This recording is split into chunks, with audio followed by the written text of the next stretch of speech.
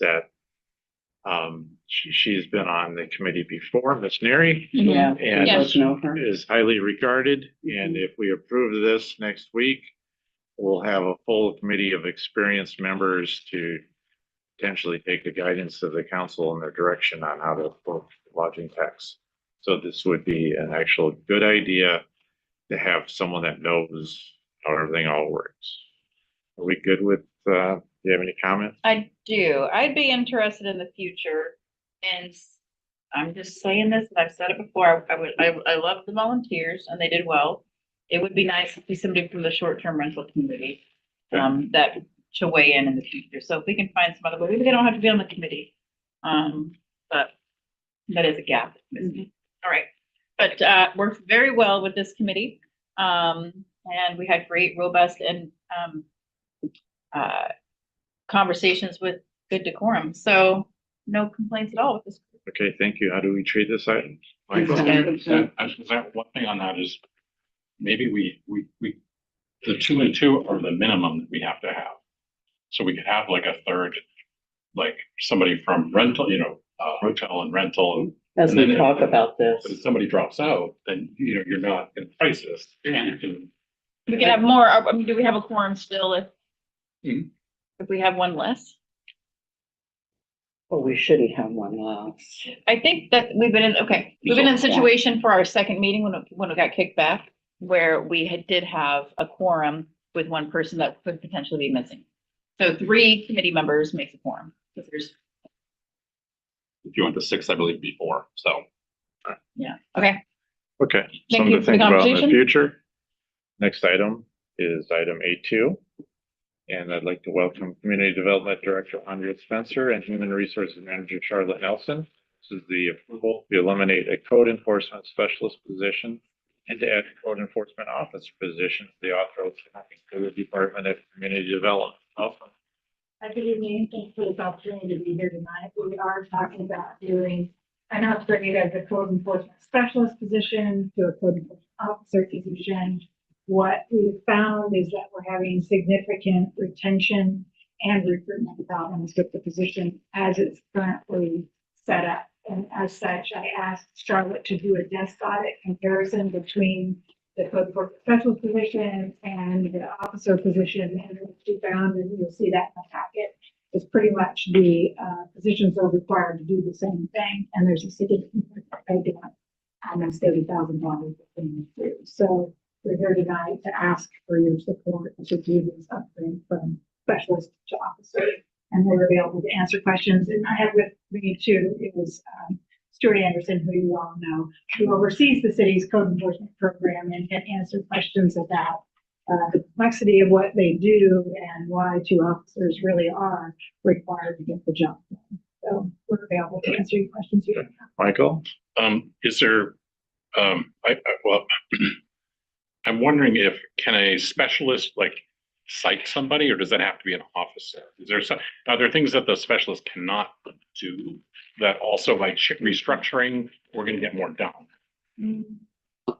I would say they were both pretty much doing the same job. Okay. So the specialist was doing pretty much all the things that the officer was doing and getting paid a whole lot better. So this is more like an equity housekeeping. Correct. Okay. Yes. And that's what her audit findings found when she did the desk audit. Are the job requirements the same?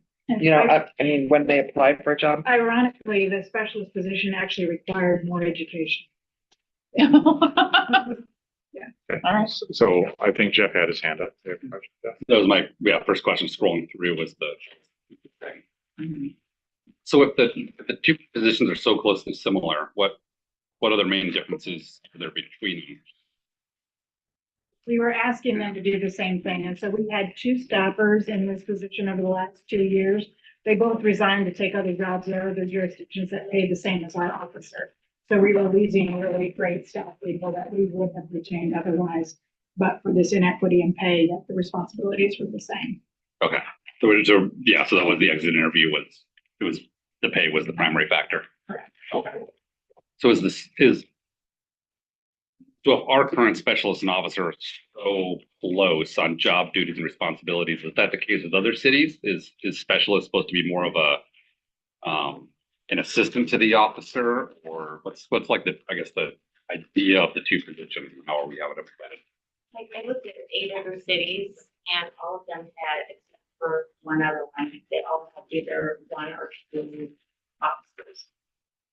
There was one city, and I think it was Longview, that had a specialist, but their specialist, okay, maybe $1,000 more. But the duties were, they wanted robots to complex as the officer. Okay, so it's just the case, almost no one uses a specialist anymore. Okay. Okay, Anna? So I thought your blow by blow, here's comparison of the specialists and officers in that table was really accurate. And really, the only difference was occasionally it would say the specialist assists with, which is, could be replaced with works with. I also thought the written exit interview from the redacted person was very persuasive. It was like, there's just one reason. This person liked the supervisor, this person liked the work environment, and closed out the interview with saying, if this position ever gets right back up there, I'm back, call me.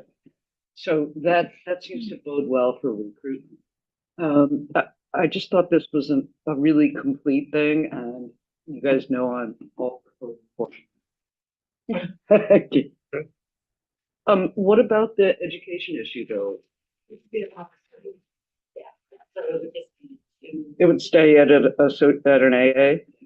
Can we circle back and maybe address that job description in the future to make it more equitable? I'm sorry to interrupt. but The specialist would go away. And only There the are no officer- other specialists. There's no other specialist, and the position is currently vacant because they left and we can't get a replacement. So we had 6 months with Okay. nobody in the job. All right. So it'll make it grow in, yeah. Correct. Okay, how do we treat this item? Go with consent. Consent. Okay, consent it is, thank you. Next item is A3. I'd like to welcome Engineering Project Director David Powell here for the resolution to accept Clean Water State Revolving Fund Loan Agreement with the Department of Ecology to design the West Side Wastewater Treatment Plant Improvements Project. Mr. Powell, go ahead. Hey, good afternoon, members of council. Thank you for hearing me this afternoon. The Department of Ecology requires the city to pass a resolution to accept the low interest loan for the West Side Wastewater Plant design, substitute planning and design of this project.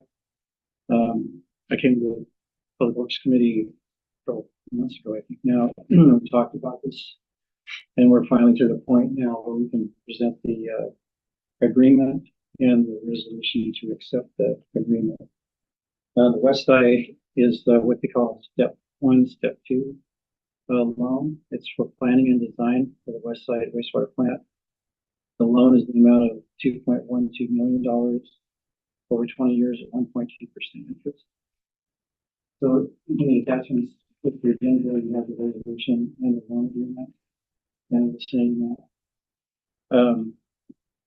So our recommended motion is to move to pass the resolution to accept the loan agreement WQC 2025 brand PW 00186 from the Department of Washington, from the Washington State Department of Ecology, and authorize the mayor to execute the agreement with substantially the same terms and conditions as.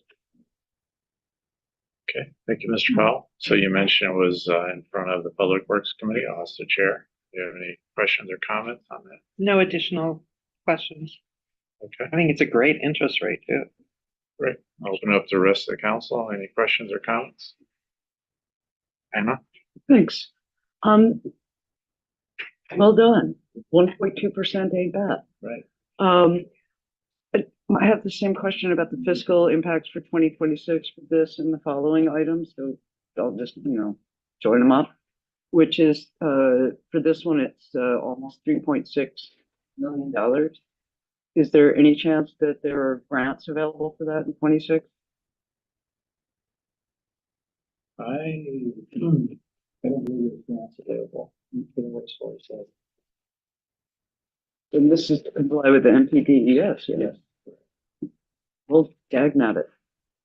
Okay, thank you. That's all my questions. Well done, you guys. We treat this item. Consent? Consent.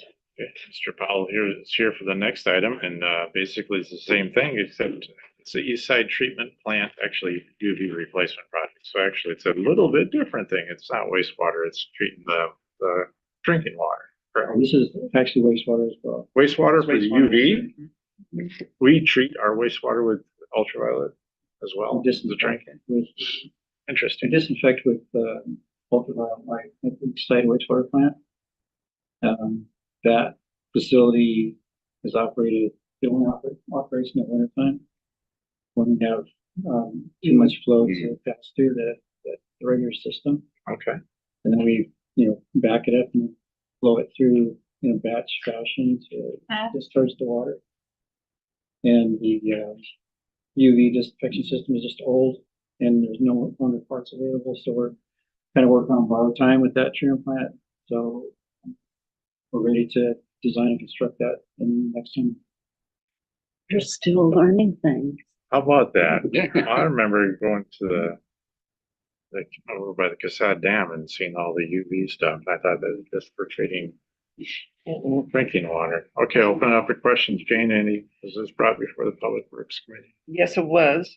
The only question I have is, are we gonna be able to complete this by the due date? Cause that's December of 26. So that's sufficient time either with any kind of typical delay. Right. So we are going to purchase the UV system.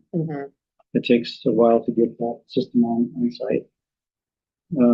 Next study session, I have the design contract with Consort coming for your consideration. I'm talking about that next Public Works Committee. And I just got the schedule from them. And so if you pass their design contract, we're going to start right away with pre-purchasing the equipment. And then once we have the equipment pre-purchased, then they can design around that particular set of equipment. Okay. That was my only real question about it. Thank you. Okay, Jennifer? All right, this is specifically for the East Side Treatment Plant, is that right? Yes. So that would be literally on my block, I believe. This is the one that sits right above, that rock wall between, Lent Landing and Lions Park. Yes. Okay. What are the impacts to my neighborhood when that happens? I'm probably trucks carrying stuff. Maybe that's it. Just construction traffic. Yeah, Okay. the only thing we're Just construction traffic. It sounds so simple. Yeah, but There's will it not be a a lot. lot or just a little bit? Tell me about that. we're not doing any groundbreaking there. It's all done inside the facility itself. Right, that's what I figured. We're So, going to be putting in louvers in the sides of the building because it has to meet the correct ventilation requirements. okay. So that's the only change to the outside that you'll see. And all the rest of the equipment inside will be like what's there now. Okay. Couple lighthearted questions. Is the deer still visiting that space and choosing to stay trapped inside of this barbed wire fenced area? Do you know what I'm talking about? You're laughing. Andrea knows what Director Spencer knows what I'm talking about. There's a deer that keeps wanting to stay there, even though it's barbed wire everywhere. I don't really have, this might not be germane, I'm gonna say it anyway, and I'll let Eric here cut me off if not. But something I've noticed about that space is there's a lot of graffiti that happens on the wall that's just down below the UV treatment plant. At some point, it would be nice to see if there could be some kind of partnership with the Arts Commission to, maybe there's some kind of shellac that they can put on a concrete wall that's walkable. There's been some fun graffiti. I'll show y'all sometime, but there's been some not so, and it's just that space. But I don't have any, I am interested to see what the impacts of the construction traffic might be on neighbors there. It's a small amount of people that will be affected, but there actually is we're all renters in that neighborhood mostly, so I'm just curious about it. It sounds like it wouldn't be too much It's gonna go pretty fast. We're gonna. Okay, you said- For the equipment, it's gotta be constructed in the summertime. Until it operates in the winter. Yeah. Right? So we're gonna start construction probably in May, and be done by September. Okay. Okay, thank you. No other questions. Yeah. How do we treat this item? Consent. Thank you. Sleep tomorrow.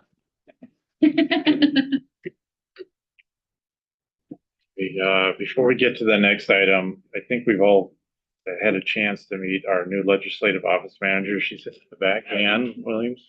So, welcome. I want to formally say welcome, Ann, to our council, and we're so happy, right, to have her here. Yeah. Ecstatic.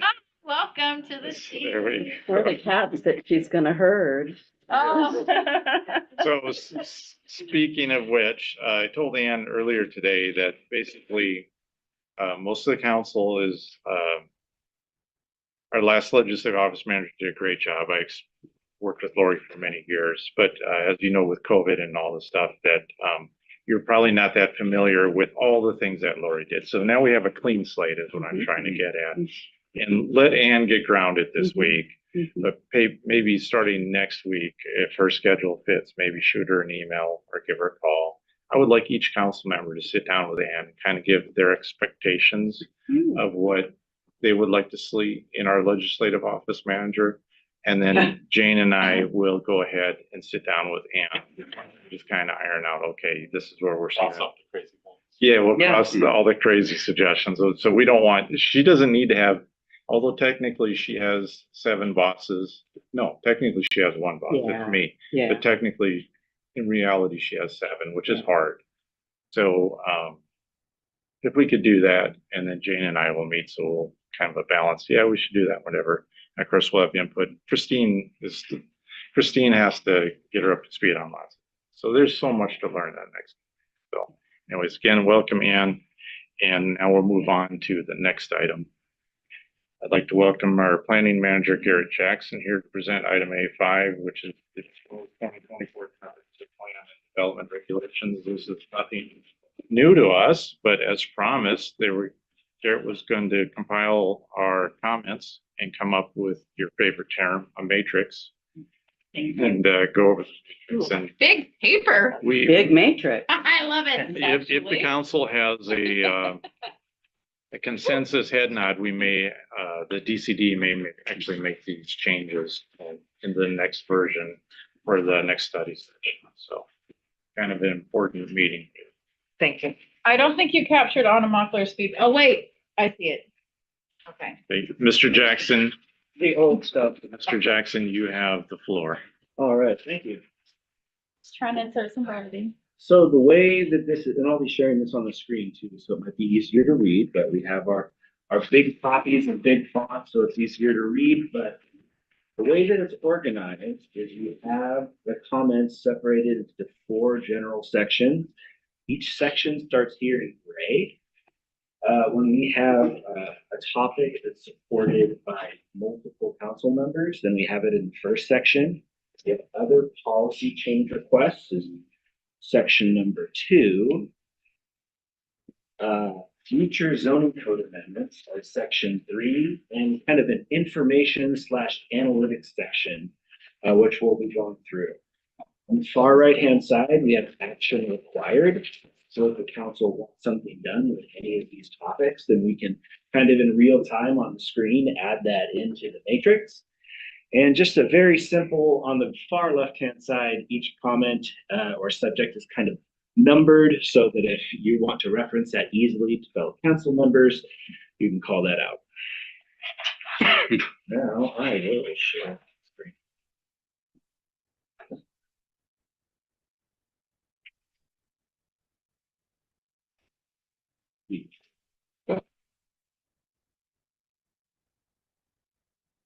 Okay, so I'm going to launch right into it then. We had, it's been talked about a number of times. And we had multiple comments about this Wright Creek conservation. So there's a wetland system over by Pendergast Park, which is pictured here on the screen. And we have had multiple council members express interest in some sort of language for conservation of that area. So if there is support, we do have some staff recommended revision here on the screen and in your packet that mentions partnering with potentially the Great Peninsula Conservancy and calling the Wright Creek wetland system out by name. So if any of the council members, I think as we go through these, after I give a general summary, if you'd like to speak on it on your own behalf from your own words and then have the council deliberate, I think that's probably a good way to move forward. Okay, so open up, Anna, go ahead. Are you leading the discussion on the Wright Creek? Just this one. That's So a shock. it is a shock, but Thank you. fortunately, we're all sitting down. So this blue line that goes through 28, 24, 1A, what is that? Okay, so this thing over here to the west that looks just like a creek is not Wright Creek? So you're saying Wright Creek goes through Reservoir 3? I need to check to see more specifically. Are you asking if you'd like these labeled? No, I'm saying that these are the same as in the consolidated exhibits presented to, let's see, 16 days ago.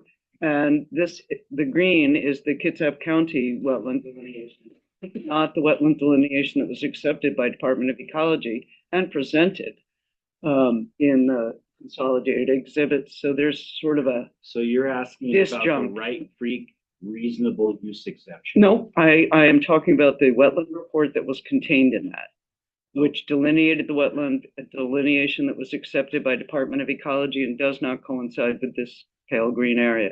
So It's more extensive than this it would green area. be great, sure.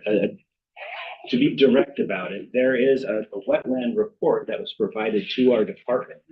These are anything that we have maps of are generally taken from Kitsap County layers. So no, we don't have the resources that as we get into individual critical area reports, we then update Kitsap County's mapping system. Okay, so I guess I'd also like to address this thin blue line, which is showing, you say that's showing Wright Creek?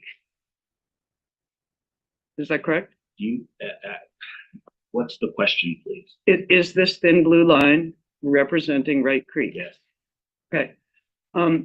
This thin blue line goes right through Reservoir 3. Whereas Wright Is Creek, there a question?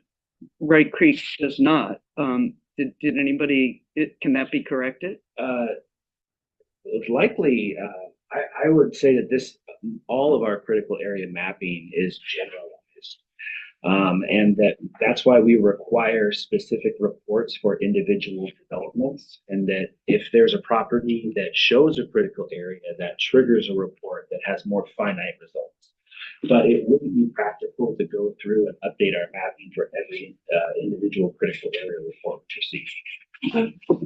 Council, I'm sorry to belabor this point, but this blue line represents an area that I have walked frequently over the past 5 years, and this blue line, in my direct personal observation, does not represent Wright Creek, but represents the stormwater infrastructure that was put in place in 2005.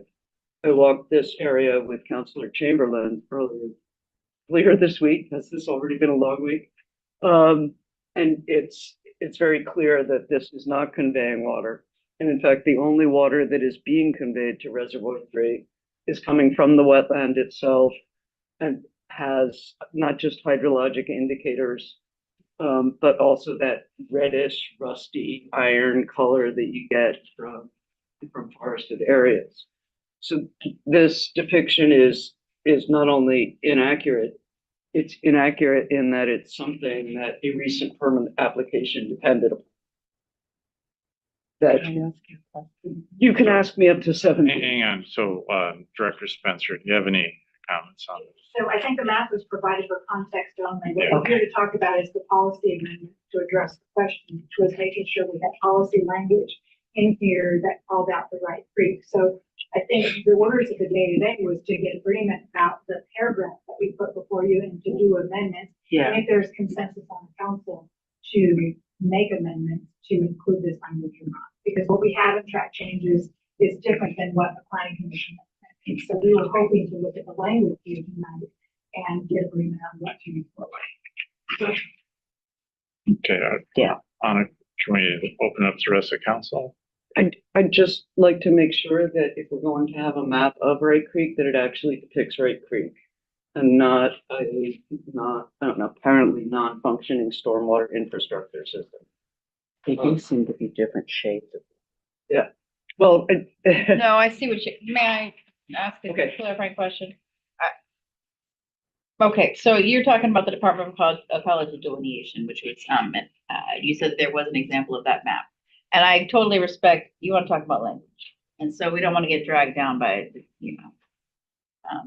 for the devil's in the details. So, I do want to know, do you use these artifacts? I'm sorry, not artifacts, but, these, pictures, I guess it would be an artifact, sorry, in the comprehensive plan? Do. Okay. Do you know what this, do you have a way to access the Department of Ecology delineation? it's the Soundview Consultants delineation that was accepted by Department of Ecology. Is that to be a- pedantic. Is that a standard kind of resource that you would use in Oregon? The standard resource is the It's up-county layering. county layers. And if it shows a critical area, then at that point we require more fine-tuned critical area reporting. So that's our standard procedure. It's not standard procedure that every time we get a critical area report in, then we would then go through some GIS analysis update with the county to have them alter the maps. It would require a GIS. Okay. So in order to use the Department of Ecology delineation, you would need to get confirmation from that county planning in order to use it in a comprehensive plan? We would need to change the GIS layers, then mapping for stream. Absolutely. Okay. We would then be altering.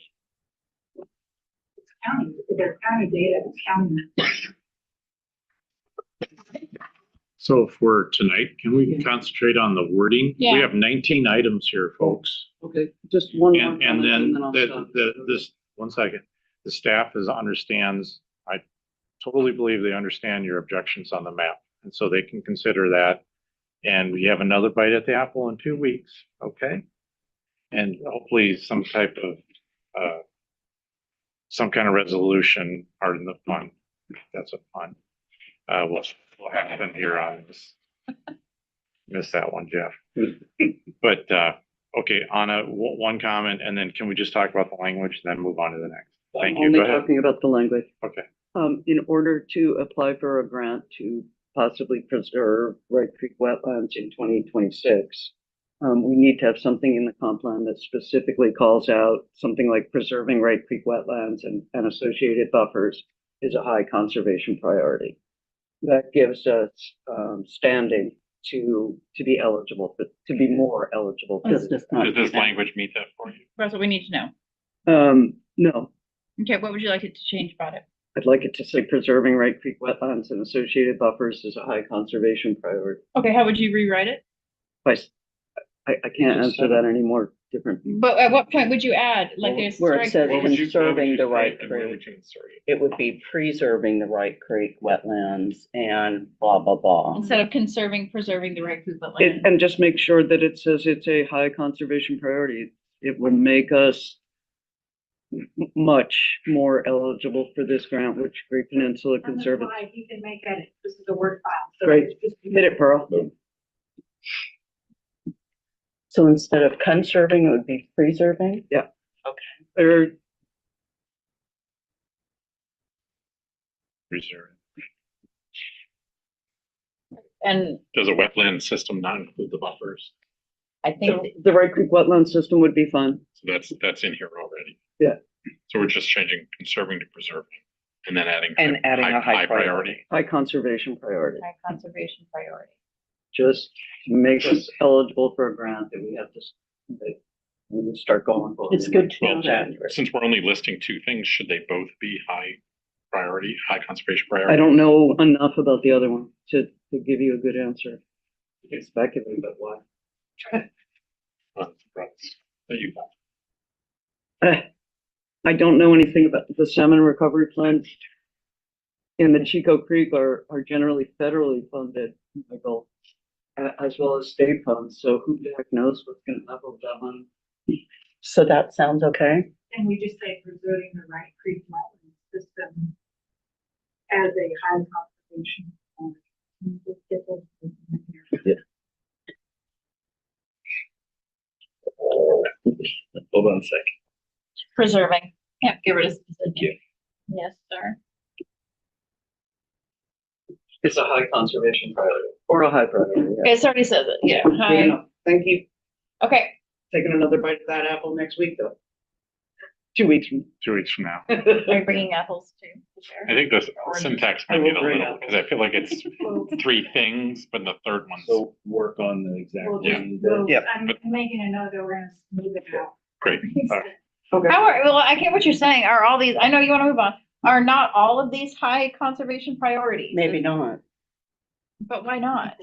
I would say since we're a city and there's only three things, we could just say that these are our high priorities. Right, I That's understand. why what they're you're in the saying. comprehensive plan.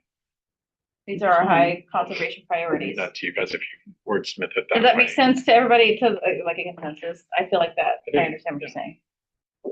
That leaves us in a better position for applying for other grants for other things. I don't know.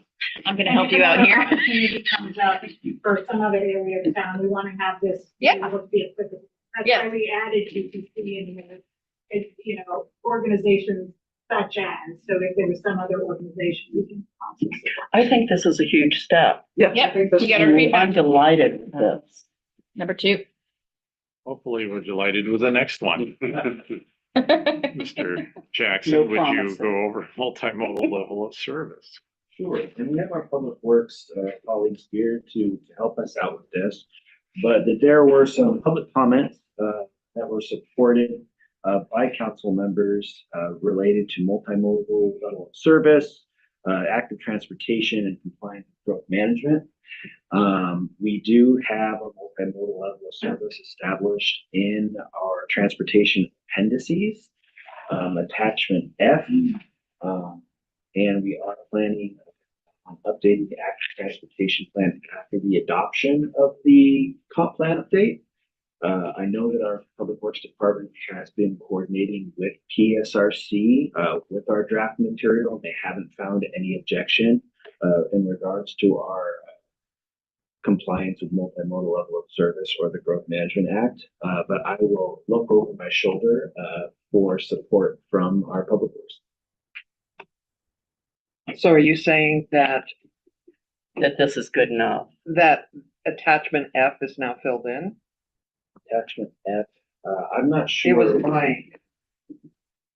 I was can blank go on a to while our, ago. our Yeah, I got thrown for a loop too. So it's on page 76, it says attachment F, and there's nothing after it. But at the very, very end of the document on page 578, there's a memo that's labeled attachment F. So that is the multimodal level of Okay. service. Yeah. Attachment F. It's just let You you join guys me know to- I mentioned. Is there a problem with the way, I'm just taking note, page We can fix 76, any is there later. a problem? yeah, it essentially has the heading for it and then nothing after and the heading for the next session. Yeah. So it's No, kind of out of there's place. Just a heading on page 76. Yeah. Okay, great. So go ahead, Denise.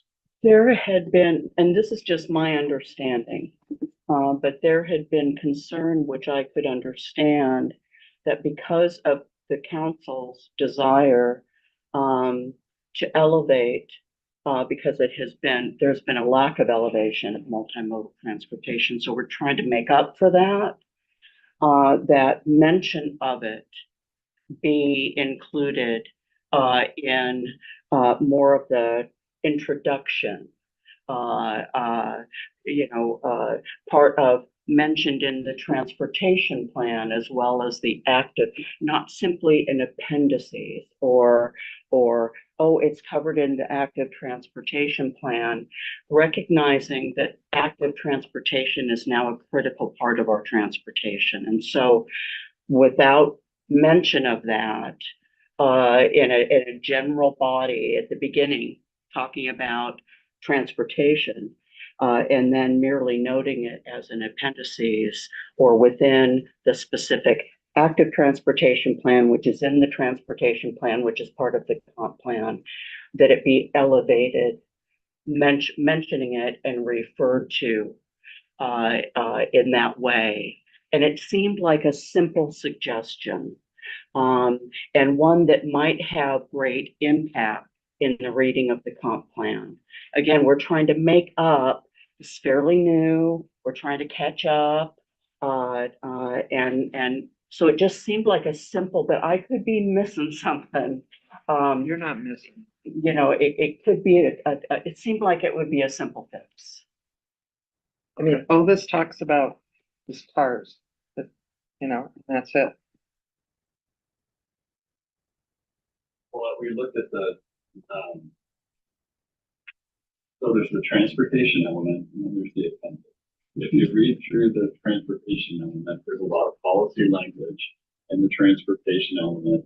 Multimodal level of service is mentioned in a number of the policies. Pedestrians and bikes are mentioned in a number of the policies. It's salted throughout the transportation element. If you read through the policy statement, it's salted through the whole thing, and then there's an appendix. So it's in there. I don't think it's made as important as it should be, So because it's not that it's not in there, right? It is in there. it's not in the official level of service. It is not mentioned in there. And you're talking, and then there was the, Because all you talk about is level of service for vehicles. then there was a city services section, is that right? That's the exhibit, Jane, Right. email she referenced. So I think that's true. I think when you look at the city services portion of the comp plan, and they talk about level of service, it is only vehicles. And I think Vicki, you and Garrett had talked about adding language at that location. Yeah, we could easily, we could easily add in that in the transportation section, that the multimodal level of service is established in transportation appendices, attachment F, just so that it is very plain and more straightforward into this street side transportation level of service. So people know where to look. Is there a suggestion of language and application so we can like include it? Well, what I'd like to see is that level of service for vehicles is not higher than level of service for active transportation. That's what I want to see. I don't know if everybody else wants to see that. That's not as important to me, but mention of it, again, I just need to make the point that we're catching up. And so we want to, Highlight? include, and there has been considerable input from community members with suggested language. Eric Peterson is probably, and on Planning Commission. And I think that one example of the need for this type of thing is that he was the lone voice on the Planning Commission about why this should be addressed. There's a lack of recognition of how important transportation and active transportation is to community development. And they've been siloed.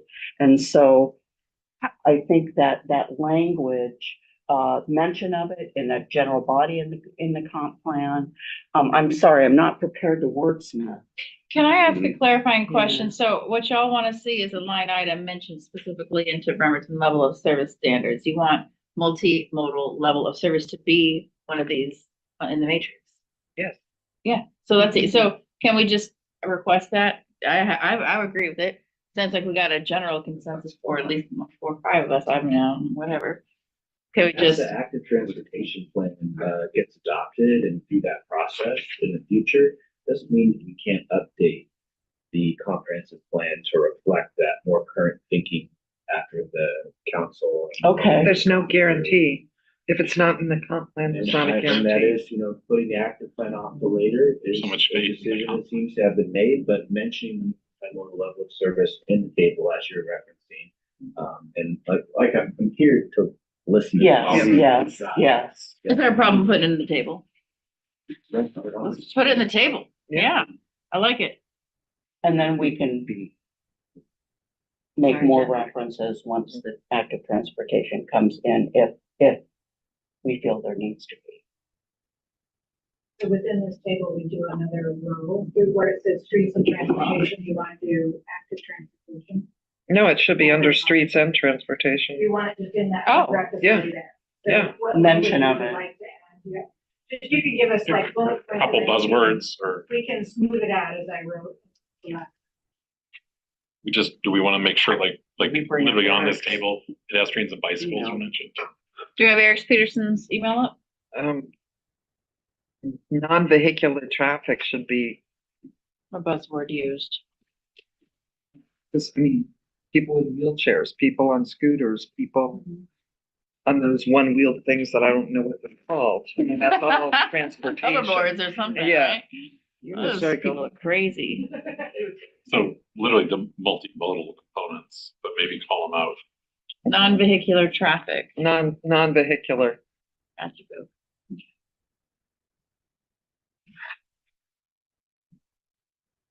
Okay. All right, Can we number respect 3. that? I'm on that one too, because I know we got another email from Travis, so specifically with the new appendix X, excuse me. Wait a minute. Attachment F. We are not Wow. traveling back in We're not time, doing are grant we? programs. Attachment F, it was pointed out well, that it kind of describes what the ultimate pedestrian level of service and the ultimate bicycle level of service each are.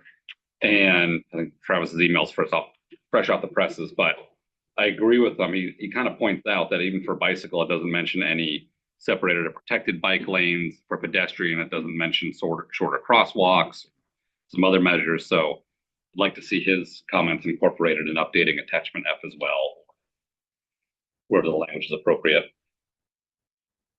So I think what Attachment I'm F still is kind of good. lacking clarity on is, so not in the appendix, but in the transportation element of the main document, it lays out, and I'm looking at page 64 of transportation policies, and there's one place that multimodal level of service is mentioned, and it's as a goal to evaluate and establish appropriate multimodal level of service standards for all city streets.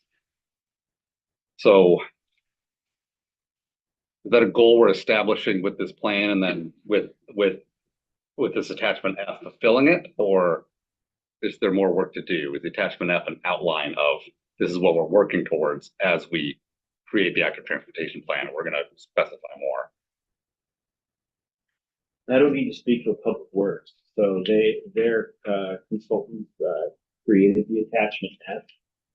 Let me know if I'm misspeaking here, but as we had said previously, as that active plan develops, we can make alterations to the comprehensive plan. That being said, we do have policy to prioritize active transportation uses over automobiles.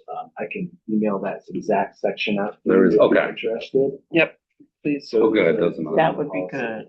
Okay. So they also lost track of too of, hey, if we come in conflict, is there a clear, all winner, but a clear higher priority than the other? So if that is called out, that's great. Okay, that's reassuring. I mean, this is off of memory, but I'm Yeah, sure. no, yeah, I'm thinking yeah. of. The double Yeah. check would be fantastic, yeah. So can we update that? If attachment F is just a copy of the memo, can we attach it, or can we add an addendum that says, in addition to what's been presented by this consultant, we feel the language should also include these terms for an ultimate level of service? I think that would be for council to debate, for Public Works to interact on, and how they think it would be appropriate to update attachment F. I know that that's already prepared and potentially static documents, so I really need feedback from my Public Works colleagues. And so I guess how I would try to explain this. The point of attachment F is a new requirement, obviously, by DMA, and it's really targeted towards like growth management, right? That's to manage growth and development in the city. So those three layers are geared towards new development when it comes into the state. We use that to help potentially evaluate and ask developers to contribute to bikes, bike lanes and sidewalks. The active plan then would lay out, like say they're gonna build out here on Warren, but on Warren, we show, just an example, we show bike lanes. And it just so happens where this new development's going in, we're missing the bike lane there. As part of the development then, per the MMLOS, we can ask them to do it because we show it in the active plan as a priority network. So they're kind of linked together, where again, attachment F is only for concurrency, only for new development. They need to be cohesive though, right? You can't ask developers to do something that we're not doing, right? For our capital projects. And in order to ask them to do bike lanes or put sidewalks in, we have to have it as a priority network in the active plan. And in the active plan, we have our level of traffic stress, which will dictate, is it a protected bike? Is it a share? Does that help? Thanks. That does help a together? ton. So, Yeah. so let's say we develop the active transportation plan and on street A, we say, we really think there should be a protected bike lane here eventually. And then someone comes and develops on that site and then says, hey, as you part of your development, we want you to help install the bike Or lane. your Right. level to this. What that really says when it comes to development, do we have facilities that we want? The bike lanes, what we want, that infrastructure in place to make Bremerton how we want it, and we ask the developers to help us do that through development. So here's my only concern is, can they then come back and say, hey, look, your ultimate level of service for bikes doesn't mention anything about protected bike lanes.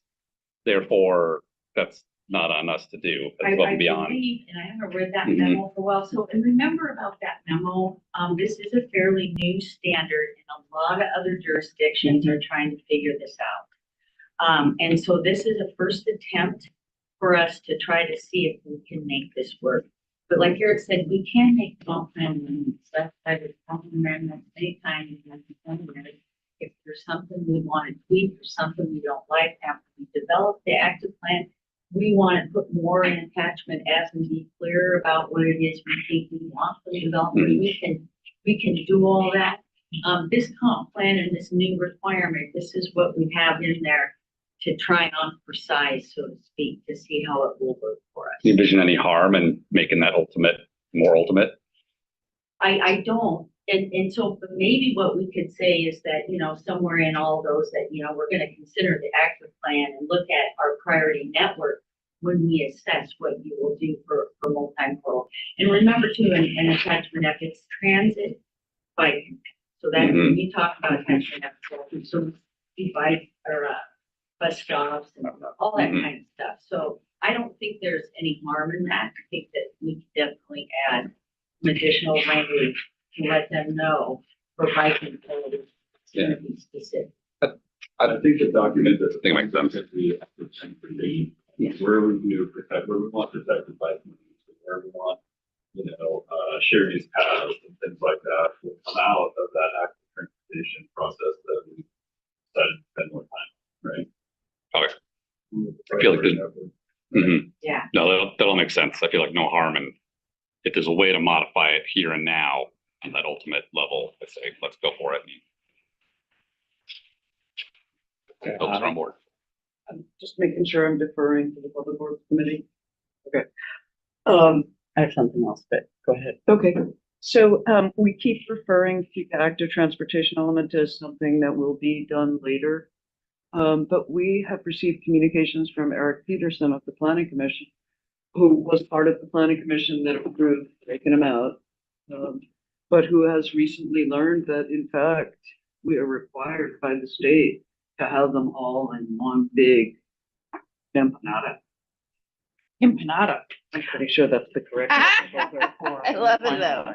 And, I think you're thinking of the whole Mr. enchilada. Peterson, I mean, he's PSRC and Department of Commerce review our documents for conformity to GMA, and they have the experts, and they have been reviewing our draft documents and have pointed out kind of issues. So I appreciate Mr. Peterson's concerns, but I believe that our public works have sorted through these issues with the state. And I reviewed, just to remind myself, so PSRC reviewed it in September and again in January, and have given us comments, and none of them are related to that specific issue. They've seen attachment F, and we fully expect it to be approved by PSRC the way it is.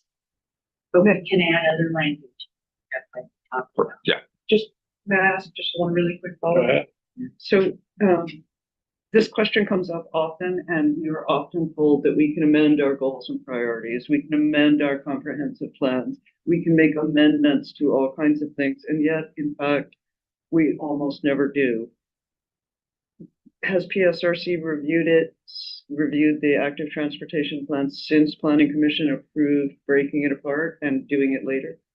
So just to be clear, PSRC won't review that document. That's a standalone document customized for the city of Bremerton. And it was not a requirement. And so I'm not sure there was issues about that. If we not required. I think what we're talking about is there is an RTW and that newer requirement is that there's multimodal level of service. In the comp plan, but it's identified in the comp plan. And I looked at that RCW today, and it's really related to arterial, but you know, we can apply it to a broader spectrum of roads than just arterials. But there is a requirement that multimodal level of service is supposed to be addressed in your comp plan, right? So how you address it, I think there's some flexibility there, and I think the way we've addressed it satisfies the requirement. Or PSRC would probably be asking about it. But we also plan on taking it further with the active transportation plan and better defining level of traffic stress, and then hopefully refining a level of service. I'm gonna take another bite out of the apple in Hang on. 2 weeks. Okay, in 2 weeks. I really appreciate that, Ned. And I've always asked to not just check a box. You know, let's do what we think we need to do to meet our community's needs, not just what the state or the county or PSC or anyone says. The body of this that I want to reiterate, this is what spoke to me from Mr. Peterson's email. A concrete goal I hope the city council has before passing the comp plan is for the plan to discuss multimodal service measurements up in body paragraphs of the plan alongside level of service measurements so that it elevates it more into the general body. And I do think that that's important. So I just wanted to reiterate that or make that clear. And that's it for me. You have enough to go by, Mr. Jackson? Yeah, thank you. All right, next one.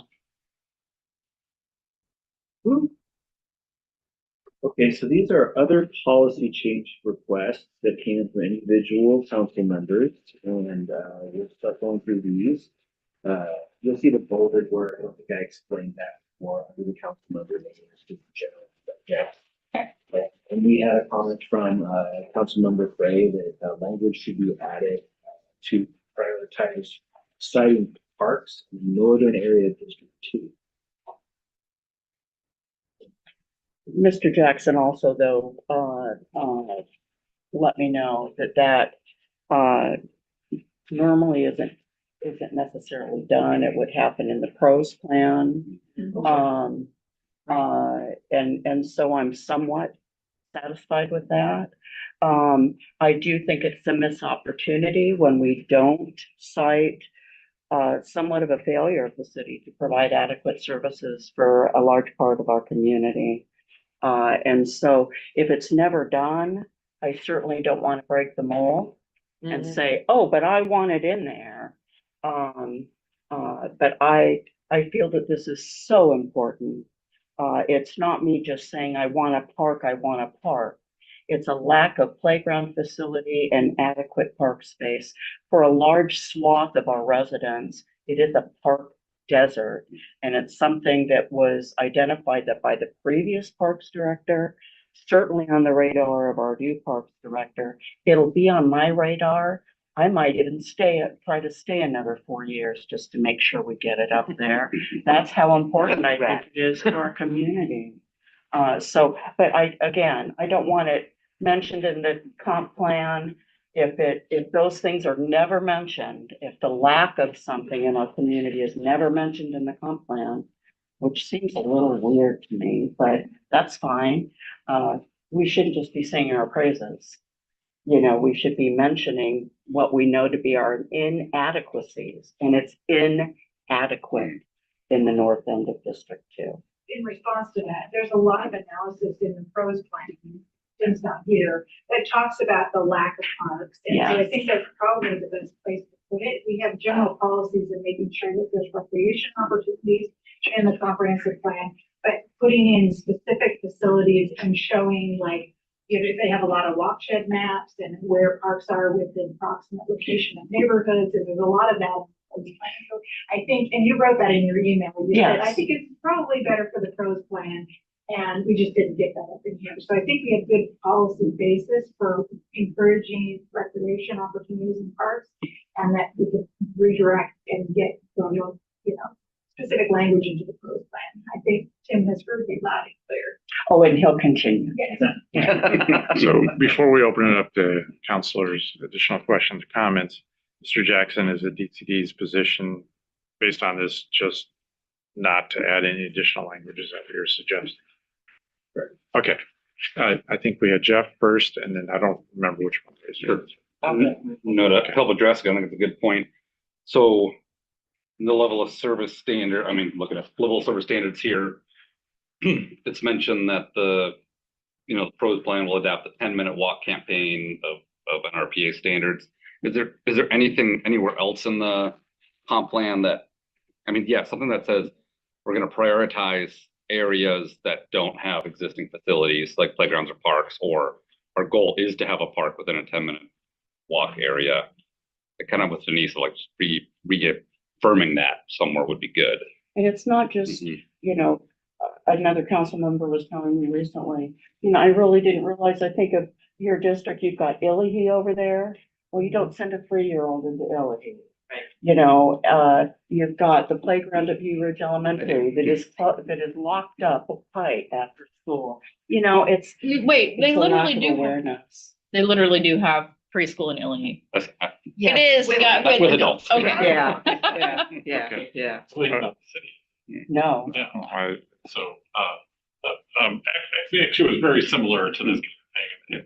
What it actually made me think of was, I don't know if you guys remember, like in Radio Shack's heyday, they like tried to have a physical store, like, Oh, yeah. really close to Yeah. like everybody. Yeah. Mhm. And I think We like, had a Radio Shack by Jack in the Box. like these level of services, and I'm sure the pros plan is mentioning that, like, whatever Yeah. minute walk or whatever Yeah. to everything, we should identify it, so we don't have to say like 10 minutes from Denise's current residence. Yes. Because if we're gonna do that, then I've got a couple specific Yeah, things that I'm yeah. gonna suggest. I hear. But I do just wonder if there's a place just to have, how does pros connect to the comprehensive plan? Like a sub-element, like. Is it your referenced? Sewer plan and your wastewater plan, your water Is plan. pros part of comprehensive plan? Yeah, it is. Okay. Yeah, but in the comprehensive plan, just a good reference to it. That sort of, a couple sentences summary that And I can captures send out like a email to Yeah, council we can show about you policies where this would apply. Yeah. Great. All right. Okay, Jane, I'm good. Covered. Jeff, round two. Concrete suggestions. So page 43 of the main document talks about open space, and it has specific policies and planning for growth, protecting natural environment. Is there a way just to get it in there to say, to reinforce that 10-minute walk goal? We've I got can go through the open permeable space section services. to see if the pros plan is mentioned and make sure that there's I mean, What I have for notes for language is just look for our policies to prioritize areas of facilities where insufficient facilities. Yes. Yes. So we'll Yeah. look and we'll go through what. I mean, Director Barker has even gone through the current pros plan and kind of what he's drafting. And even the way it's laid out, it's by type of facility. There's no way in there to identify when a part of a district doesn't have facility. It's, oh, we've got these 3 facilities in this category. If you read that, you think, we're great. And yet there's no way in that current construct of that pros plan, he's going to change it next time. That's 6 years, I think, from now, to identify the gaps in services. So whatever we can do to reframe it. They're working on the pros plan right now. Uh-huh. Okay. Jackson, I think you got guidance on that. How about, number 4? We have a suggestion on revising the overall vision for the environmental element. To mirror more what's in the countywide planning policy. Sorry if this is not just a split over 2 pages. But there's a proposed revised vision here to conserve and enhance natural resources, certain areas, water quality, quantity, and environmental amenities while planning for accommodating sustainable growth versus our existing vision for the environmental element, which is to protect Bremerton's natural environment by meeting the needs of today's citizens without compromising the needs of future generations. Also supplied the countywide planning policy that number 5 proposed revised vision is based off of. It is noteworthy that we did review the vision goals and policies January 24, and then we have adopted these countywide planning policies, so they're adopted for all jurisdictions that get that. So, DCD's position is that they're okay with the proposed revised vision? It's really up for council to debate whether the existing environmental vision is the proposed revised vision what the council would prefer. Okay. Anna, you made the suggestions. Do you want to make a brief comment on that? On all of these, I feel I'm gonna try to respect this council. I sent all of this information in November 2024. And then I sent it again a week or so ago. So you guys know everything that I think about it. So if anybody wants to speak up about this one or the next one, great. Okay. I'm for stronger, more active language. Okay. I'll open it up to the rest of the council. Any comments on it, Jeff? If we were to adopt the proposed language, what are the consequences? What negatives? I don't know that there is any. Okay. We would have to swap out the language. It hasn't gone under as much public review, but considering that it's already part of the countywide planning policies, I guess you could say that that's been reviewed publicly.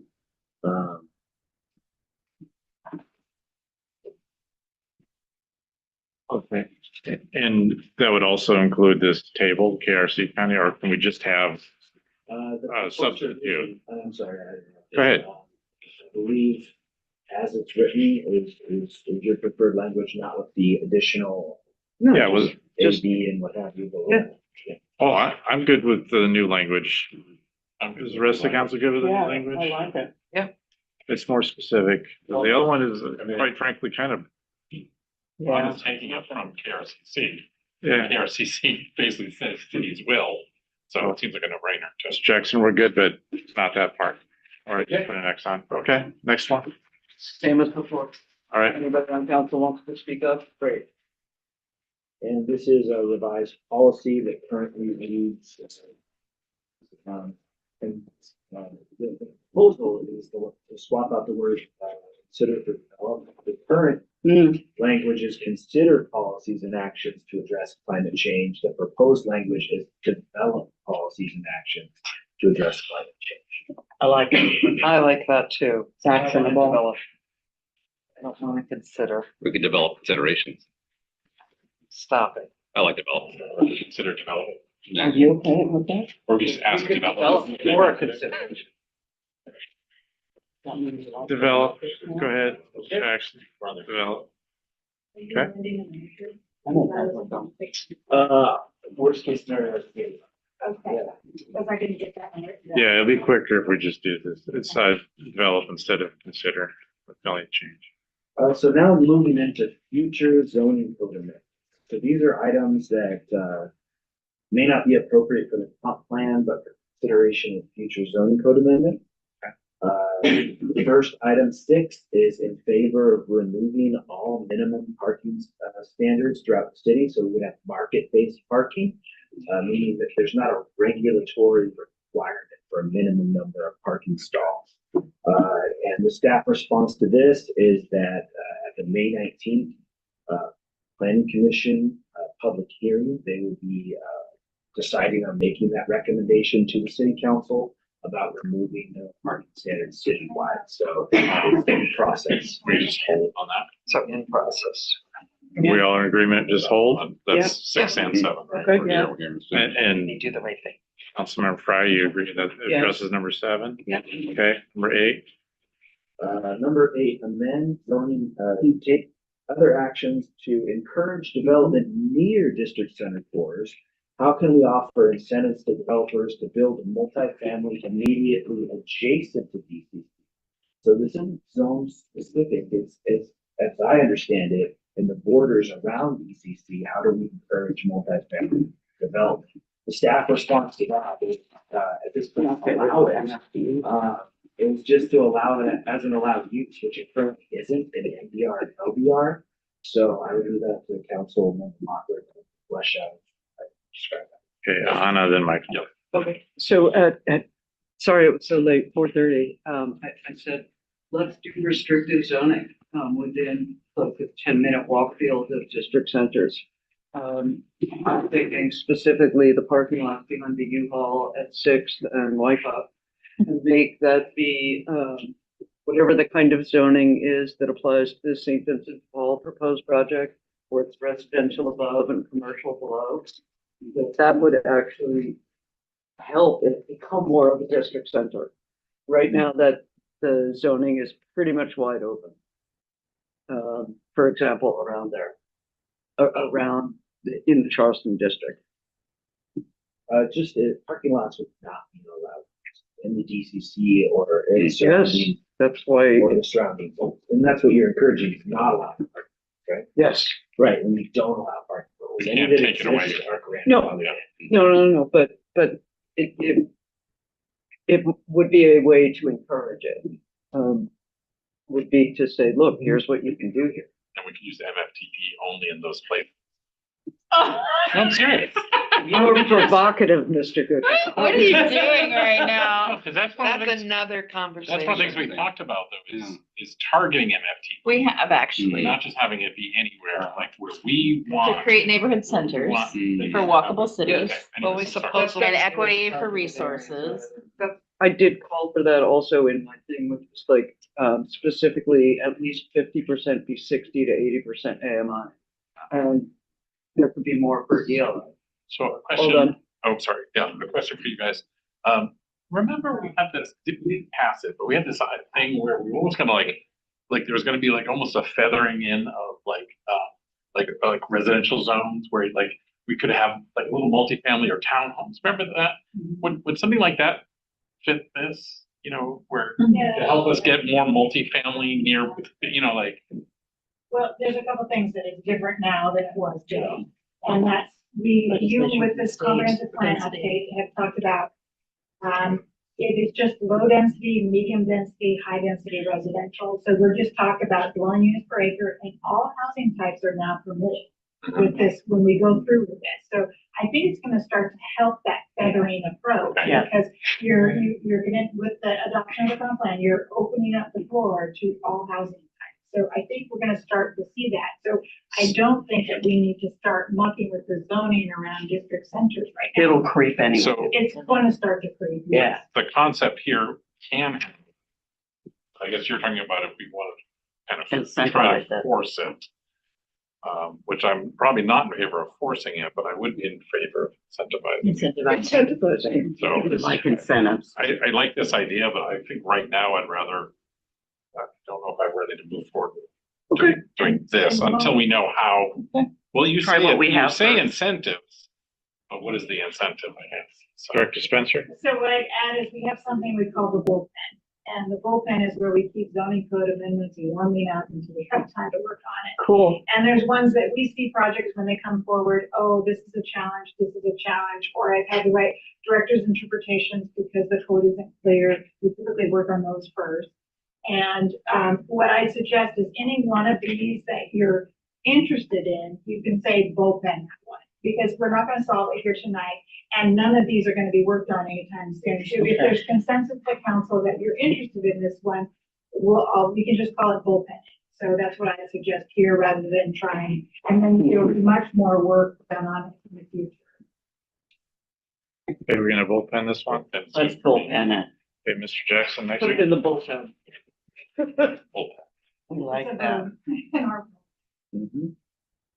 Okay, so the next comment is that how do we discourage like overly large single family homes in areas that are replacing mature forest, causing kind of a more car dependent setting? So That's all happening out in Brisbane.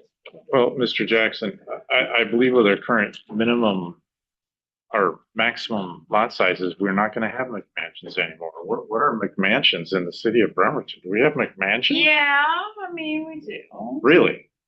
Yeah. By me, they're. What's your definition? How many square feet is a McMansion? They're not as big as the ones I used to. Where I used to go do wetland mitigation way the heck out in King, that's for sure. But like, the developments up in, off of Warner Road there, those are fairly large houses and each has its own individual lawn and it's a wholly car dependent development. I Gotta would- say, really good street trees though.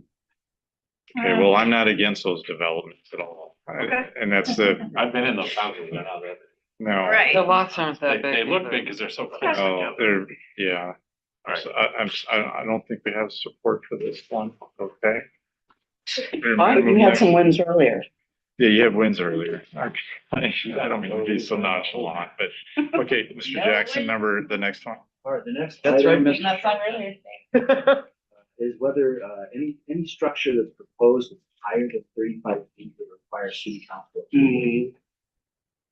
If it's zoned for higher than 35 feet, Either I don't we, want them all coming. either we lower everything to 35 or we let the departments do their job. So my opinion is you have council set whatever the rules are based on planning commission recommendation, whatever. And we don't get involved after the No. fact when an applicant, that is just a political, Yeah. whoa, Yeah. no. Okay, Moving on. Understand where it came from. moving next one. So that in the neighborhood business zone, that they would have the same requirements for public access as district center. And if you want to provide. So I'm thinking specifically the black hole that was created when Hell's Ales was purchased by a catering company. Oh, Because there's no requirement for public access as there is on Palo, or even the furniture refinishing place has to have like a lobby for people to come in. That it stopped being a neighborhood business district and it become, I don't know. That's all right, in my district, 50% of the neighborhood business is a church. So True. there's no access. Too Sure. much public access. So Jeff had his, No, I want to say I agree with this sentiment. And I think in my district, kind of one of my worries right now is Quincy Square. And it's supposed to be a, place where people are walking and shopping and going in. And it's nice to see some of those, old buildings. There are some places going in, but they're not front facing retail, right? They're not a place where someone's going to walk in and say, oh, that's a boutique shop. Right. Are you you know. talking about incentivizing chronically vacant buildings? Is that what we're talking about? Actually, it's Well, it's a little Okay, different is what alright. I'm getting at is, for example, like there's the Remax real estate, place there, just real specific. Great, awesome, looks gorgeous. but it's not encouraging, shopping. It's not something that somebody can see down the street and go, oh man, I want to walk up that street and check out what's going on. So there is something here, I think, with having, again, you get too restrictive on zoning, nobody goes in. But if you're super open, then you may not have what you really want. So just to say, I'm supportive of exploring this a little more on how do we encourage, right, those front-facing businesses. Jennifer. So Tacoma, quite a few years ago, maybe 2 decades ago, had a really great program and actually had a friend who opened a bar in this program. They incentivized new businesses to move into vacant spaces in Tacoma and Tacoma proper. Tacoma proper, I don't know what that even means, but there's lots of spaces in Tacoma. And so I'd be interested in learning about that incentive program a little more and learning about other incentivizing programs. And I know that we're coming into a recession all the time, but what does an incentive look like? I mean, what they had was their taxes were reduced for the first 5 years. For a small local, and we're not talking about putting a Starbucks in there. We're talking about regular people opening businesses in these storefronts. So it was there was a grant program. There was also a like no or a little bit like reduction in taxes to the city. So I know that we're already capped for our taxes at 1,400,000. Is that where we're at?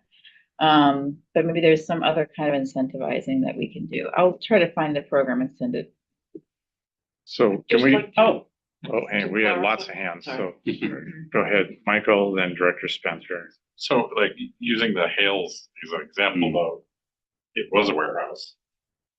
Then it became a tap room. And now it's, it's never been, it was for that period of time, it was vibrant, but it's, I don't know, I always just struggle with I completely agree with your sentiment, but like telling people what they can do. And then we get into little weeds where it could be unconstitutional for us to say like certain types of things, can happen, but other things can't. And no skateboard Just shop. making it the same as it is for the district center. It's making the neighborhood business districts the same as the district center. but you also just don't need a catering place to put in a tiny lobby just to check that box, right? We're talking about having vibrant neighborhood businesses and things like that. So, but they could do that, right? They could say, oh, we're open on Tuesdays at 1 o'clock for an hour for a tasting, stop in, just using that one example. Anybody can game the system.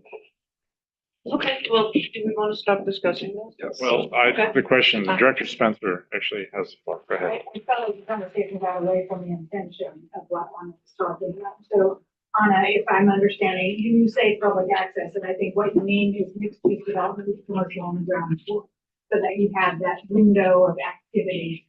And my comment about that is that we had that as a requirement in the zoning code, and nothing was happening. And we had to actually have a provision added that said, you build it so it's ground floor commercial, and it can convert in the future. So all those apartments that you flagged were constructed to a standard that they could be commercial in the future, because what we were finding is nobody was going into the building. So we ended up with this very prohibited kind of lighting condition where nobody's choosing the buildings because of the use requirement. So we feel like we found a really good balance to say, okay, ground floor residential units are okay. I heard what Anna said, and we try to the best of our ability. And when existing buildings to go in, there's also a lot of things that allow them to go in for catering and whatnot. I'm not seeing a lot of support for this, so I'm happy to move on.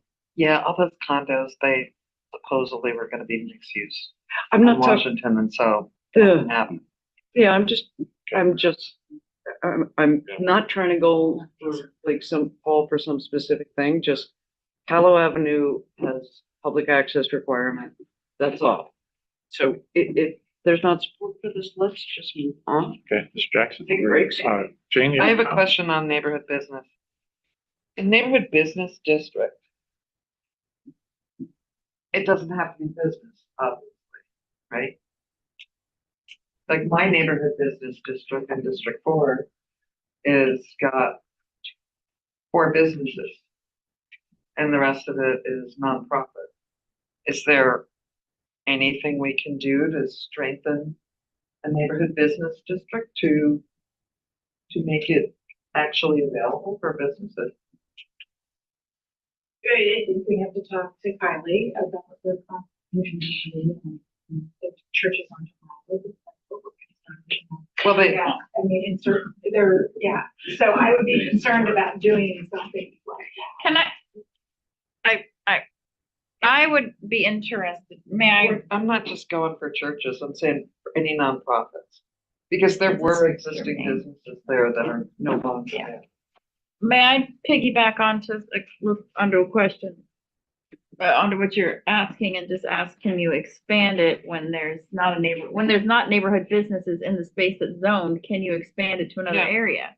And that's what we're talking about. One of the things that's coming out of the planning commission is cottage industry allowed in every district. So you're gonna see that too. So I think Cottage that industry is different than neighborhood. small.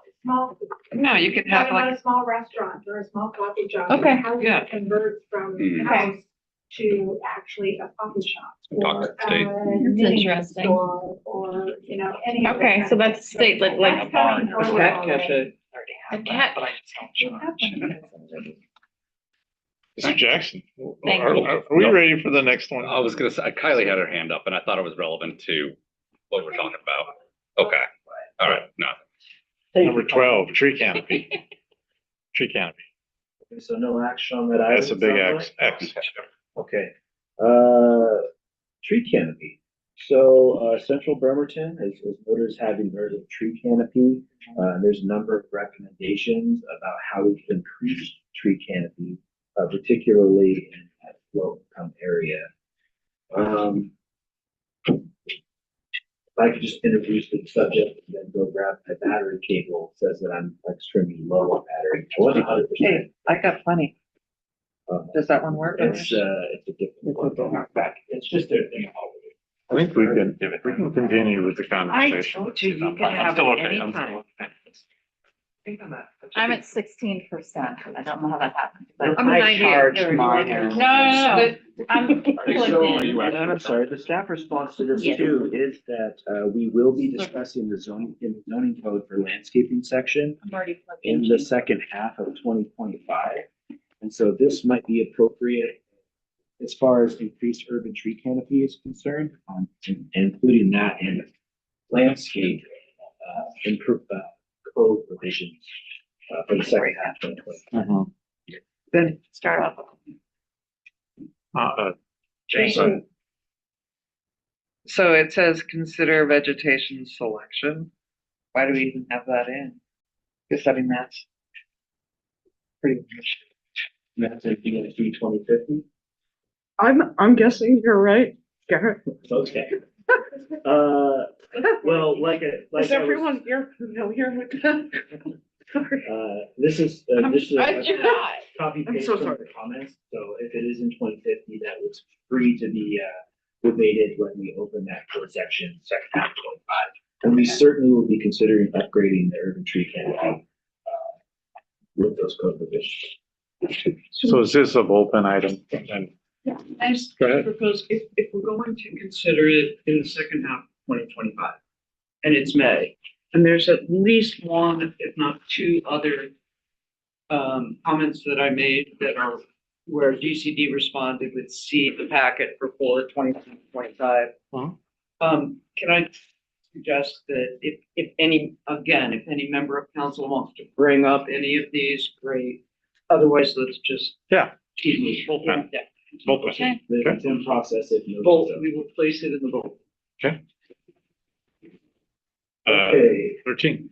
Priority habitat and species, once again, this is an item that we'll be discussing in the second half of 2025. Priority habitat species is a section in the critical area ordinance where our local jurisdiction can, on our own accord, designate habitats and species that are important to Bremerton. I know that Councilmember Mockler points out that Kitsap County has identified beaver Yeah. habitat and otter, beaver and otter habitat as being locally important. City has adopted that. So if there's interest, that could come with more restrictions on the land for any, if there is an identified species. But once again, we'll be going at that CAO second half 25. Okay, Okay. Okay, good. So,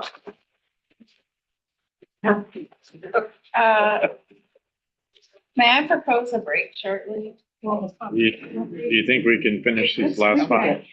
Right, and this isn't the last five because we got one more email late in the day that's not incorporated in this. Right. spreadsheet. So I propose getting those spreadsheets, taking it back through, and then coming to the email on it, do that, and get that. I Okay, think we have 19 total, so, right. We'll just go back up here. So these are more in the information slash analytics, like kind of asking for clarification or additional information.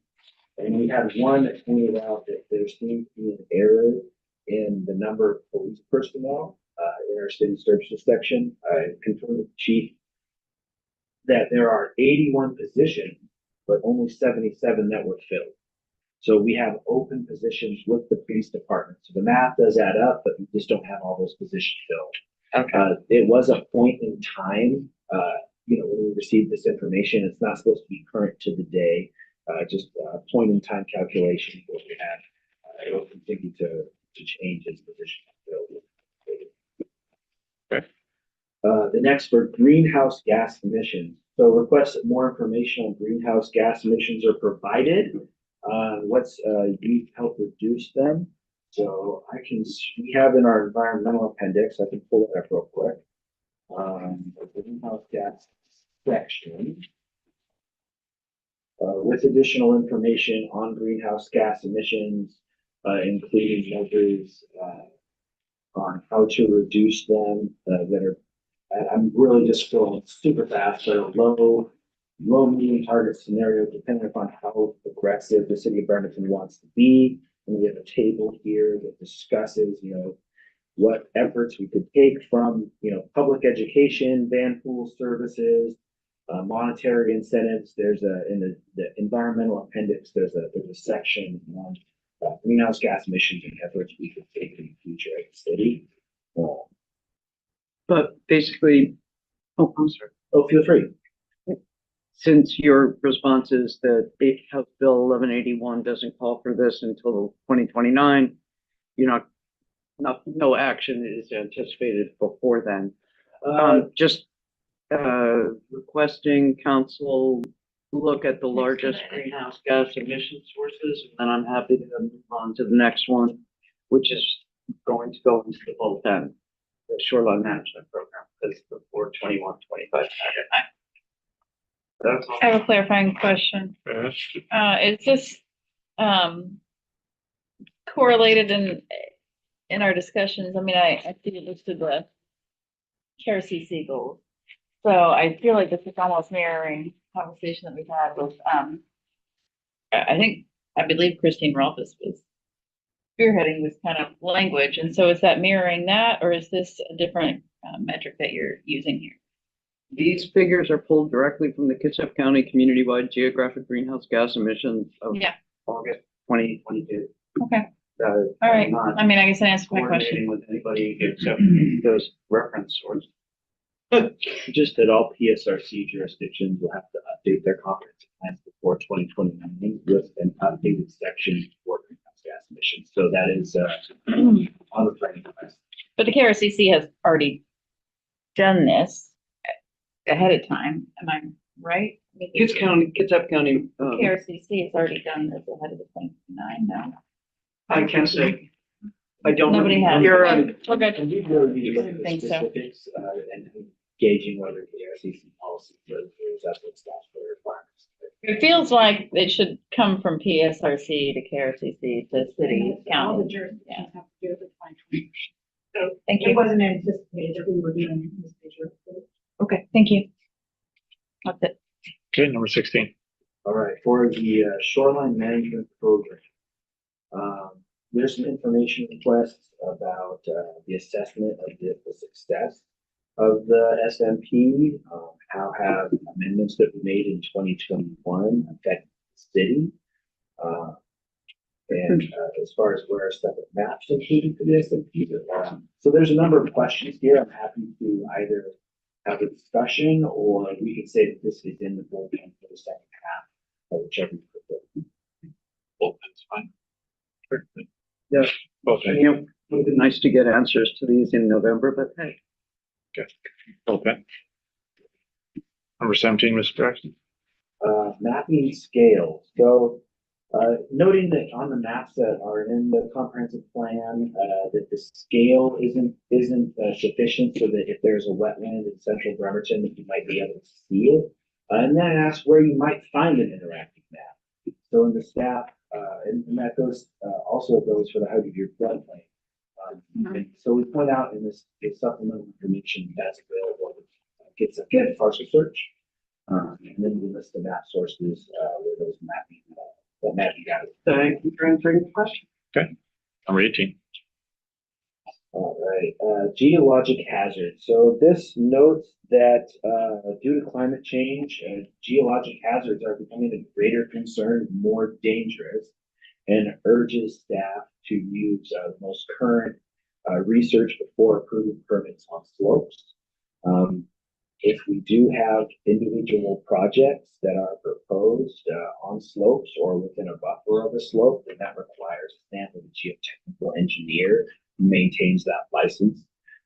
And beyond that, we will also be reviewing the CAO in the second half, once again, which includes geological area.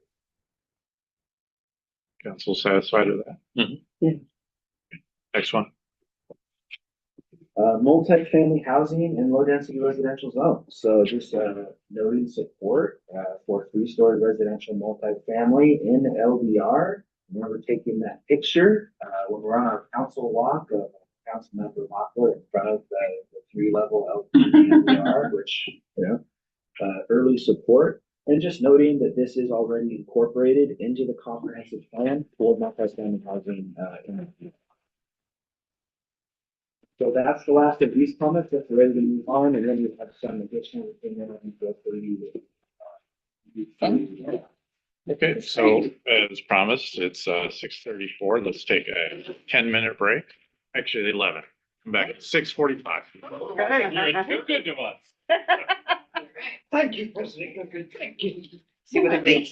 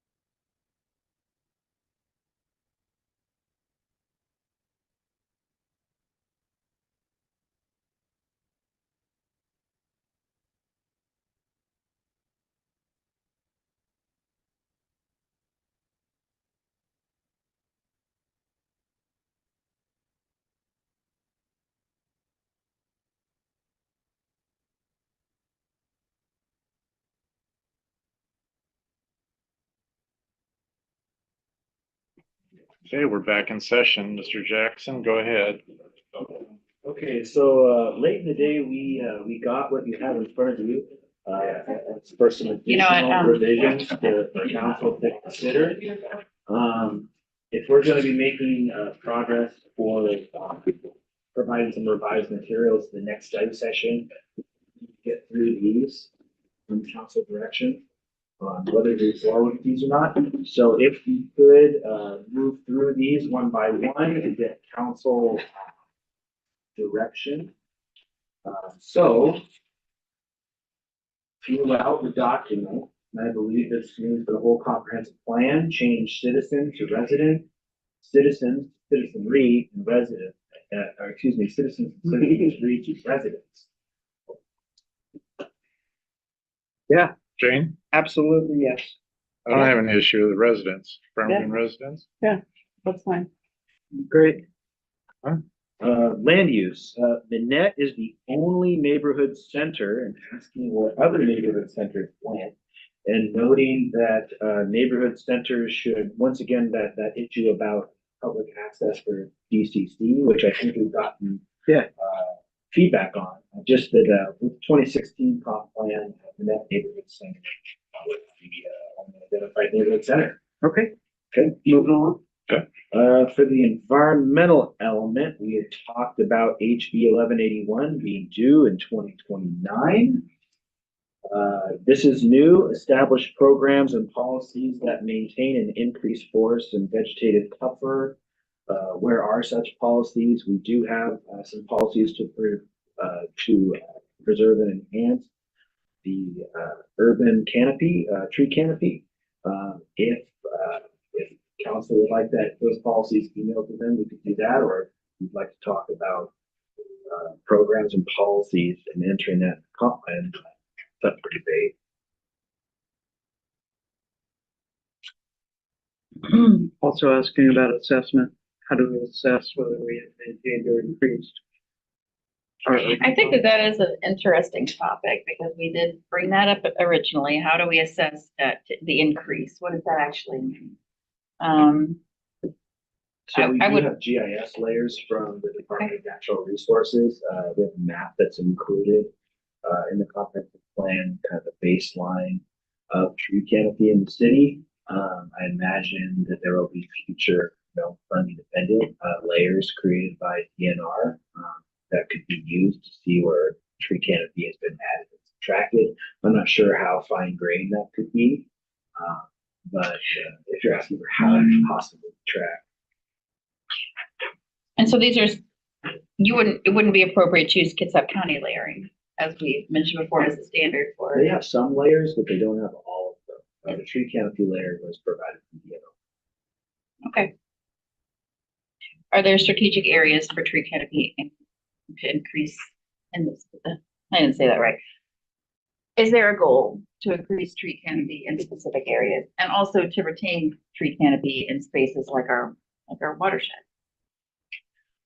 There aren't specific policies for specific areas in the city.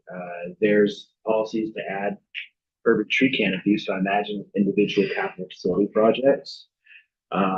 That could be a consideration when those are moving forward with the pros plan. How urban tree canopy in parks could be increased. So those are items for the council to consider. And I think we had talked about specifically, we had a conversation about retaining tree canopy in the watershed.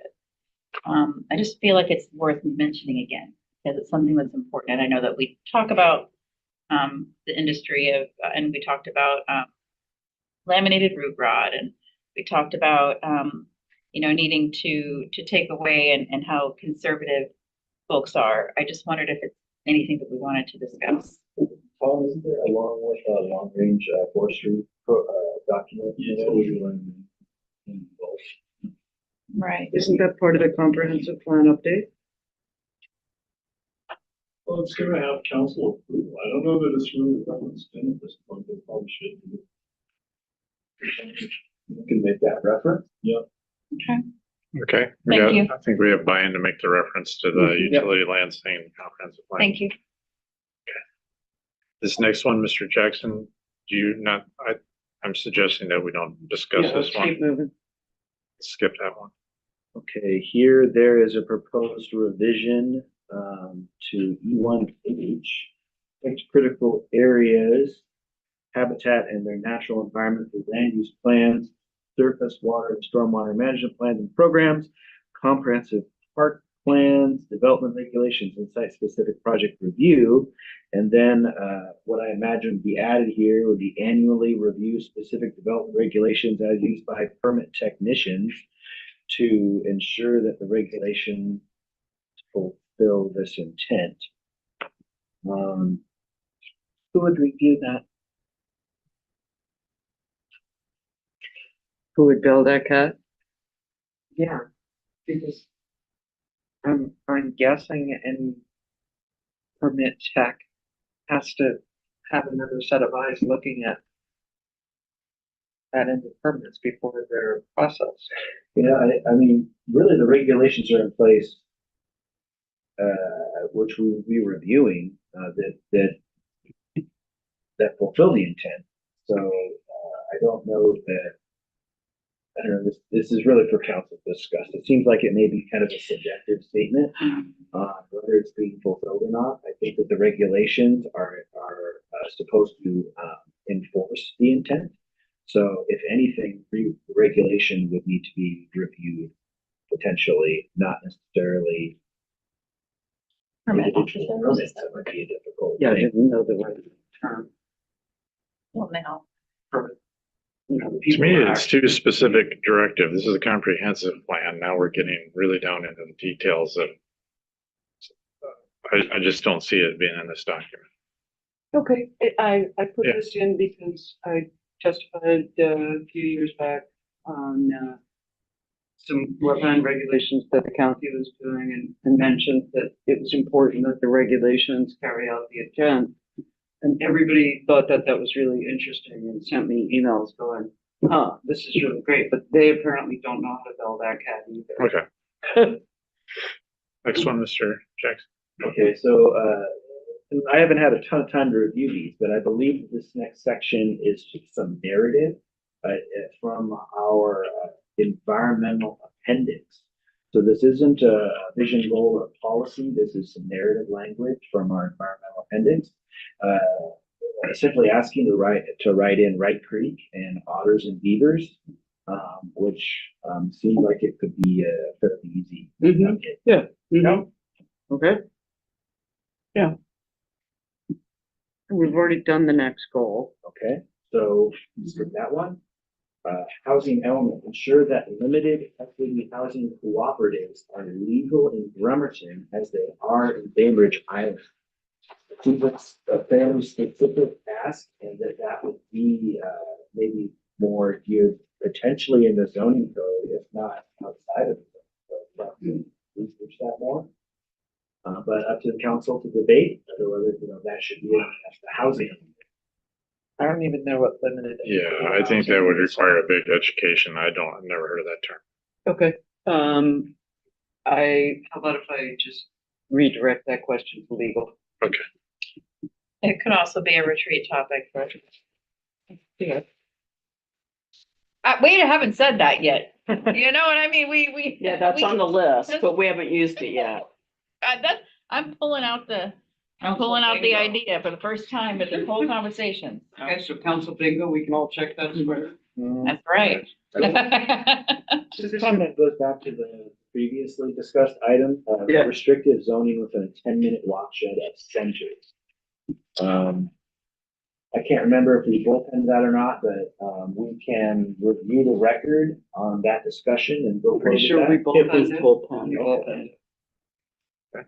Land use element requires city council approval for buildings over 35 feet. We discussed that. Transportation element, maximum. There were a couple of others. Oh, did I miss something? Yeah, freeway Oh, corridor okay. zones, drive-throughs and gas stations. Require city council approval. I think the I think the same reasoning Incrementally. applies. Yeah. Carry on. I didn't mean to skip it. I know. It's late. Transportation element, citywide, maximum speed of 30 miles per hour. Lower all 35 per hour to 30, 30 to 25, 25 to 20. No right turns on red, all bicycle lanes to be protected. Level of stress to be considered equivalent importance to level of service when evaluating traffic flow, road channelization, etc. That's a lot of topics if you want to handle those individually or one. Is this something we can put in the comp plan? Nobody's saying no, so. Doesn't seem, Refer to the transportation people, but it's a really high level. Yeah, that's what I would think we want to bring in front of council. I mean, council can make the decision for the RCW to lower the speed limit of the city. It's not something that's going to be in the comprehensive plan. Most of the stuff is actually, if council wants to move forward with it, that's one thing. I don't believe it's really should be included as part of the conference. Okay. Except the level of stress to be considered equivalent. That's already been discussed. So, as long as that's in.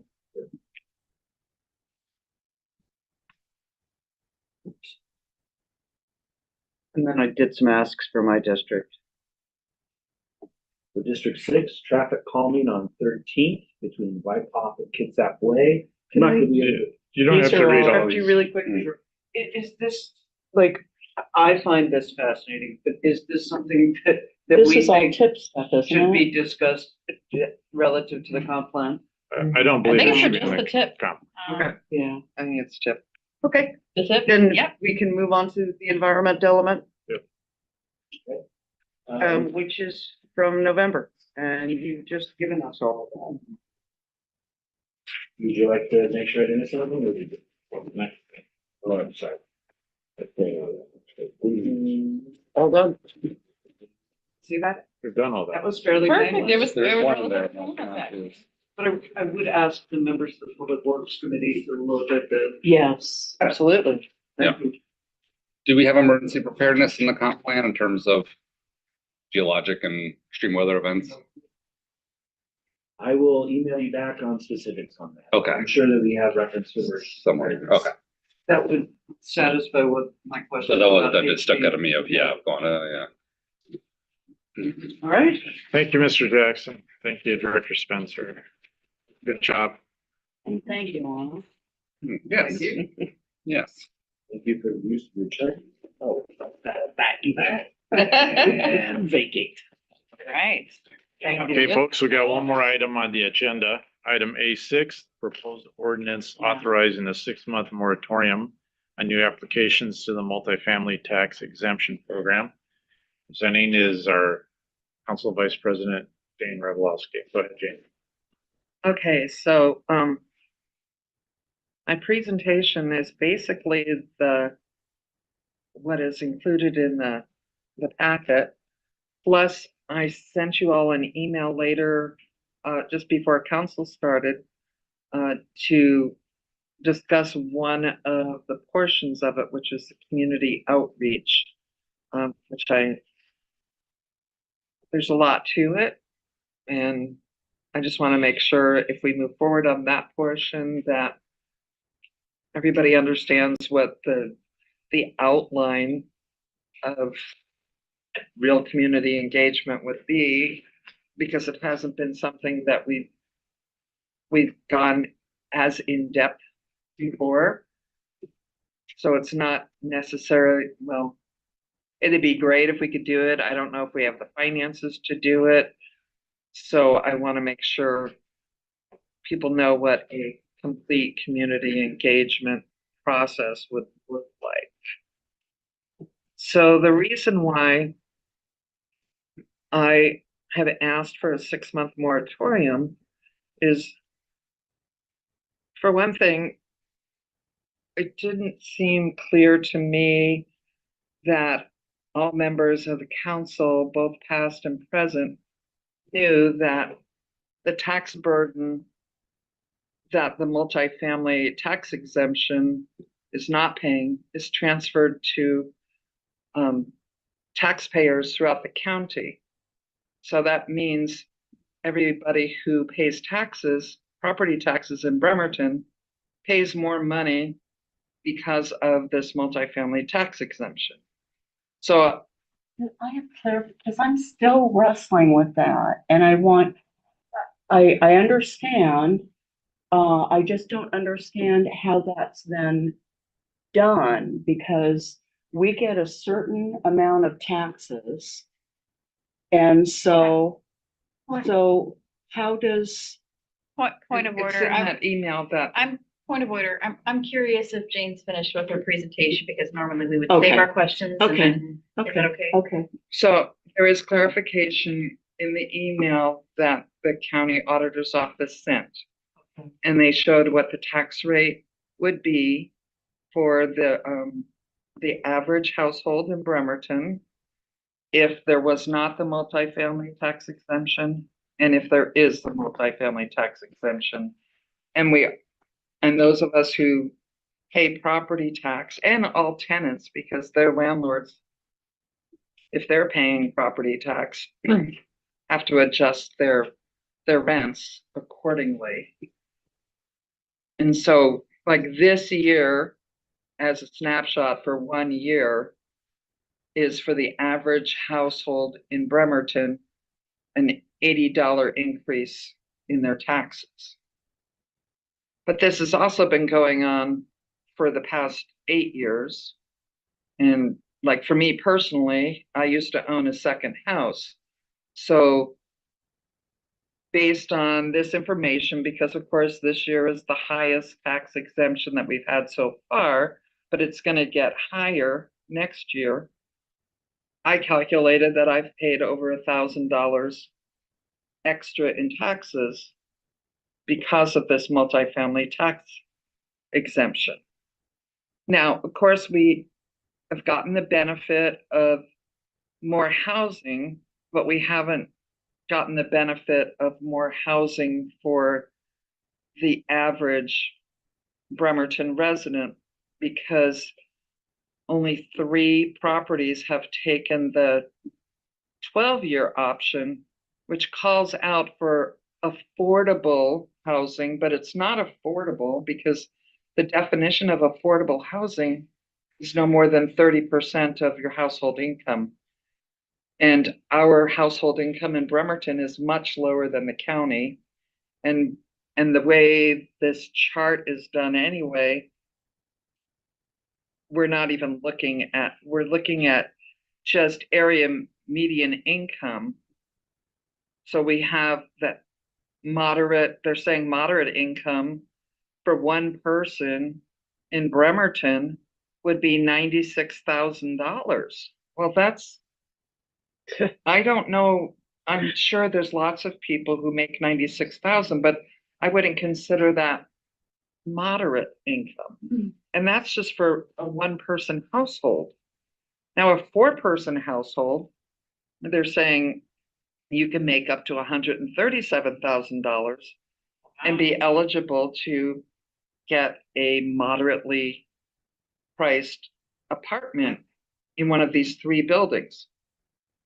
Only one building actually has affordable units, and that would be the one that Peninsula Health Services purchased for their employees because it was so hard for them to recruit healthcare professionals. So they dramatically lowered the cost. They lowered it as much as they could and included utilities, or else it was going to have to be a federal tax increase for those employees. But what really triggered it is when we found out that a property, Spyglass Hill, that hasn't had to pay any property tax since 2018 and they're just market rate apartments, is now applying for a 12-year extension of that. And in our code, it says that this multifamily tax exemption is for new or rehabilitated multifamily units. It doesn't say that you can keep stringing it along. So that's what really forced me into considering a moratorium so that we could look at all the elements of the multifamily tax exemption as it is now as a council and decide which portions we may want to change or that we may want to keep as is. You finish your presentation, Jane. Mhm. And now I'll open up the questions. Nate? Have any more questions? I think I'll let other people go. I have a series of notes. Questions or comments from the council? Go ahead, please. I completely support this.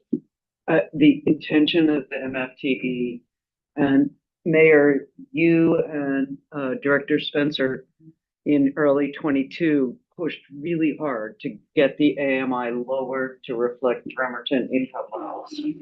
But the council rejected it, right? And it's, so here what we're seeing is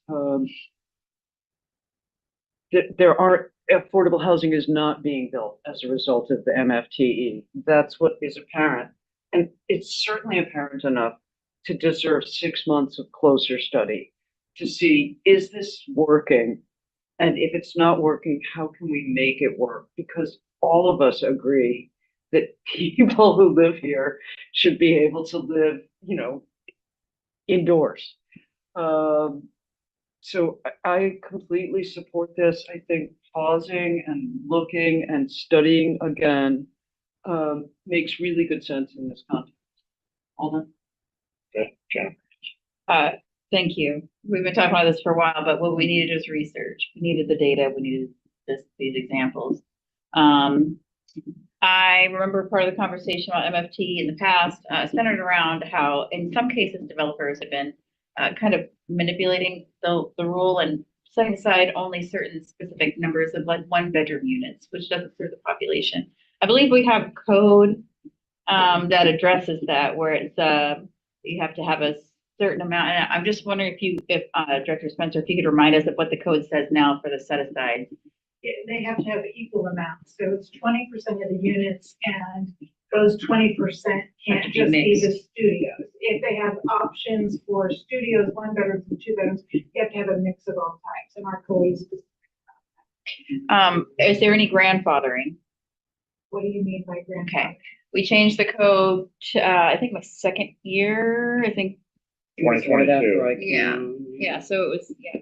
And so were people there was no revising folks that were already taking advantage of the MFT. They had an approval, and we made it, but we retrofitted ones that we're receiving. I'm looking at Kelly. Kelly Lambert is the staffer who administers the program and has data and information, and who can answer questions. But like, for example, the 606 apartments was approved with the affordable housing component of it. And at the time, we didn't have the mix of units, but I think, haven't they transitioned to have a mix of units over time? I can't remember for sure. But grandfathering, you're right. If we didn't require it at the time of approval, we can't require it now. So we try to encourage. I'm definitely interested in that data as well. Because I think when we're talking about equity, what we want to see is the BMC code reflects, which is more equity for folks that are experiencing it. I wanted clarification when we talked about the engagement. Were we talking about prior to this moratorium or during the moratorium? During the moratorium. Okay. Is there anything inequitable that counselors could see in pausing the moratorium at this point in time? Pausing the moratorium? I mean, pausing and implementing moratorium. Okay. Is there equity because I think like it's absolutely wonderful to have this process in place for the moratorium, but also has there been analysis to determine whether or not it's inequitable to pause it? Or, I mean, how many projects are going to be delayed? I don't know that information. There was information. There is information. So apologies. Is it in the packet? I think it got put into the packet, but there was an email from me now, which way it's easier for you. Apologies for that. The table looks exactly like what you had before, and it's got a last page that's been added that shows all. Page 124. I'm going to look at that myself. Projects and stuff. And so, I look forward to hearing, I'll come around a second time around. But that's all I just kind of wanted to bring up. I'm agnostic, honestly, about this, as long as we have a good sense of what's gonna happen with the, if we pause. Okay. So I'd like to build on your question and Director Spencer's answer. So what's in there is what DCD is aware of. There are properties that are listed. You could go look on LoopNet. I can think of one I looked for today of commercial properties where the broker advertises this would be eligible for MFTE. Uh-huh. So the point is, Oh, and, that and, makes and your point, or the folks that want the moratorium, that will stop that. Or my point is, if you want continued development in the city, you pass this moratorium, and now the prospective buyers are gonna say, I don't want that property. I'm not, and this is gonna delay the development. I understand. So just so we're aware, so it's more than what's in that list. The ones that are in the list, if they get their application done before this ordinance or this moratorium becomes effective, they are going to be vested. It's the ones that aren't going to perfect their application, and like the example I just made, that you're going to stymie that development. Developers don't want uncertainty, just like the tariff issue on a national level that creates all kinds. Developers want to have a stable government with stable regulations, and now you're throwing a wrench in it. Okay. Well, I would counter that with Port Orchard stopped their MFTE program and they're still building apartments like crazy in Port Orchard, to the extent that a lot of the citizens in Port Orchard are upset because they're not getting the infrastructure put in place to support all those apartments. So it does, Infrastructure like parking. no, like roads. All right. No.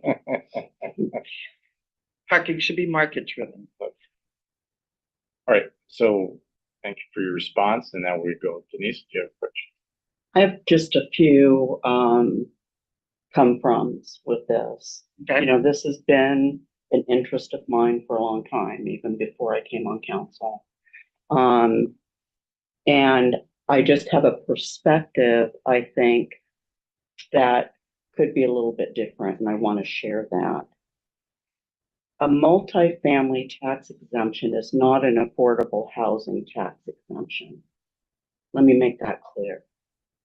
It's a multifamily. It's to encourage the development of multifamily housing, because multifamily housing is not as profitable to a developer as single family housing is. So it's not attractive to developers necessarily, unless that in their heart, and we do have those developers in town, that in their heart, they want to develop multifamily because it is something that we really need. And they're willing to make less of a profit on it. Multifamily is still the most affordable type of housing that there is. It's still the most affordable. And I speak from as a renter, you know, there's no way I could afford to rent a house. You know, I'm going to be in an apartment or my little duplex for the rest of my life. And that's fine. That's all I need. But it is the most affordable type of housing, and we need to encourage its development. Housing is built to last for about 40 years at least. And we're giving an 8-year tax exemption or a 12-year. The 8-year, which does not require any affordability, you know, of the low income or moderate income. That's a 20% overall tax exemption on that property. They're going to be paying taxes on it at a certain point after that 8 years. We're in the middle of a lot of fairly new projects. And yeah, it looks really great on that spreadsheet to think that we'd be getting all that money if they didn't have that MFTE.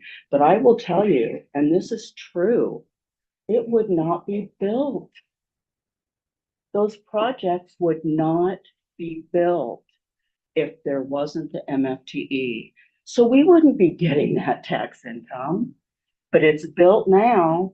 We will be getting it in 8 years. If we didn't have the MFTE, the investors wouldn't invest and that would not be built. So it's a paradigm shift. Don't look at those numbers and think, oh, look at all that tax income that we're missing out on.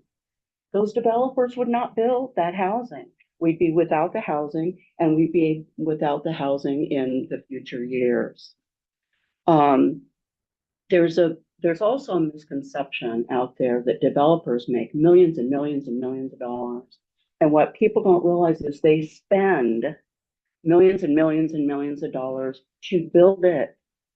The net income on that property, yeah, developers, some of them, are what we consider to be wealthy. And I'll tell you what, those incomes are not considered wealthy in most of society. Here in Bremerton, we have a scarcity, issue. And that's a problem. And then I need to just speak on behalf of District 2. There is more multifamily housing in District 2 than any other district, and especially new ones.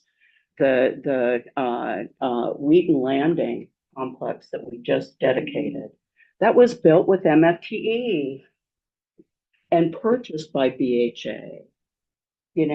I don't know if Mills Crossing had MFTE, but I believe it did. No, it did not. Okay.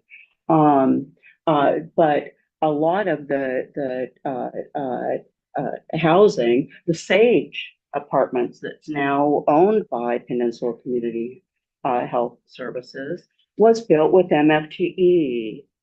Now it's permanently tax-free because it's owned by a nonprofit. They won't pay taxes on that. They don't pay property taxes like that. And so there's some misunderstandings of all this that I think really need to be made clear. I'm responsible for a district that has an old hospital site that will be blighted more than it already has been without the development of multifamily housing. And I know there won't be a developer, and they are getting ready. It has been purchased. All that property on Cherry, including the parking lots, has been purchased by a single developer, and they want to put apartments in there. I don't know if they're going to apply for an MFTE, but I bet they will, at least in 8 years. They might not promise affordability, but the other part of this is when you build all that new multifamily development, it frees up the older multifamily development. And I'm sorry, that's where I'm going to live. That's where low income people, we live in the older places. I think they have more charm. And I kind of prefer them, but it's all connected. As you create more market rate multifamily housing, it frees up the older units that go for a heck of a lot less money. And so I think those are all considerations. I don't want to put a pause that's going to have any negative impact on the development of that Harrison Hospital site. My district depends on the redevelopment of that area, or else we're going to be full of blight, just full of blight in East Bremerton. And it has some of the best views. People deserve to live where that hospital used to be. And people deserve, who make the money to live there, they deserve to have properties that they can afford. I'm not against wealthy people moving here. I'm not against 2 people income, a couple being able to live in a market rate unit. They deserve those units. We need more housing. So do we need more affordable housing? Yes, I'm all for the let's get a Bremerton income, in there. I'm all for that. But by putting a moratorium, a 6-month moratorium, there are people, developers are single, Dale Sperling, there are people that have already been spending money on planning. whether it's in permit or not, they've already been spending money. And word is gonna go out, Bremerton is closed to multifamily. And those developers who are looking to invest that money, they're gonna go somewhere else. And they're gonna invest that, because that's what they do. That's what they do. So why are they going to Port Orchard that doesn't have a multifamily? I have no Tax idea. extension. I have no idea why. I would wanna see, I would wanna see that. I would want proof of that. Well, Yeah. So actually, my thought about the Port Orchard thing, and again, I'd have to really see what's happened there, but what we're doing in the city of Bremerton, because of the nature of our city, is we're doing a lot of infill projects, and those are probably inherently more expensive to build out, because our apartment buildings are more like the Spyglass 606 kind of thing, whereas what you see, like even in your district, more like an apartment complex, which is what a lot of Port Orchard's getting. But I have to really see that. That was just a thought when I was trying to think of like what the difference could be. I'm concerned about long-term effects of to be honest, even us just having this conversation tonight, it's all open to the public. People are listening and watching and maybe getting concerned that so my actually first question was Jane, listening to you say something about the possibility of Spyglass Hill getting. I feel like you said that it's not allowed, but you said they're applying for it. I'm saying my interpretation of the ordinance as written. I don't think it should, but in Yeah, talking how to the does the- city attorney, new she said it development. does. The extension. So it's 20 An years. additional 12 or an 8 to a 12? An additional 12 years. It's what's in the code. It's what's in the code. Okay. It's what's allowed by state law is one of the changes that you made. May I ask just an interject a question? Are they grandfathered into are they going to have mixed use? They're gonna be required to have affordable housing. You can't switch to 12 if you don't have an affordable housing component. So they will have the mixed units of 20% of affordable units. But is that mixed use meaning not just studio? Right. All Okay, the unit thank you. types that they have, they're required to do that. But our code says that the multifamily tax exemption is for new or rehabilitated. And under state law, there was a change and it's been put in the municipal code that if you have a current project, you have the ability to extend an additional 12 years if you change and have an affordable housing. It's under 3.78. So wait a minute, were they at 8 and they switched to a They were 12? in Yeah. and now they switched to 12. Okay, because what I remember us saying is we were gonna allow people to extend out to 20.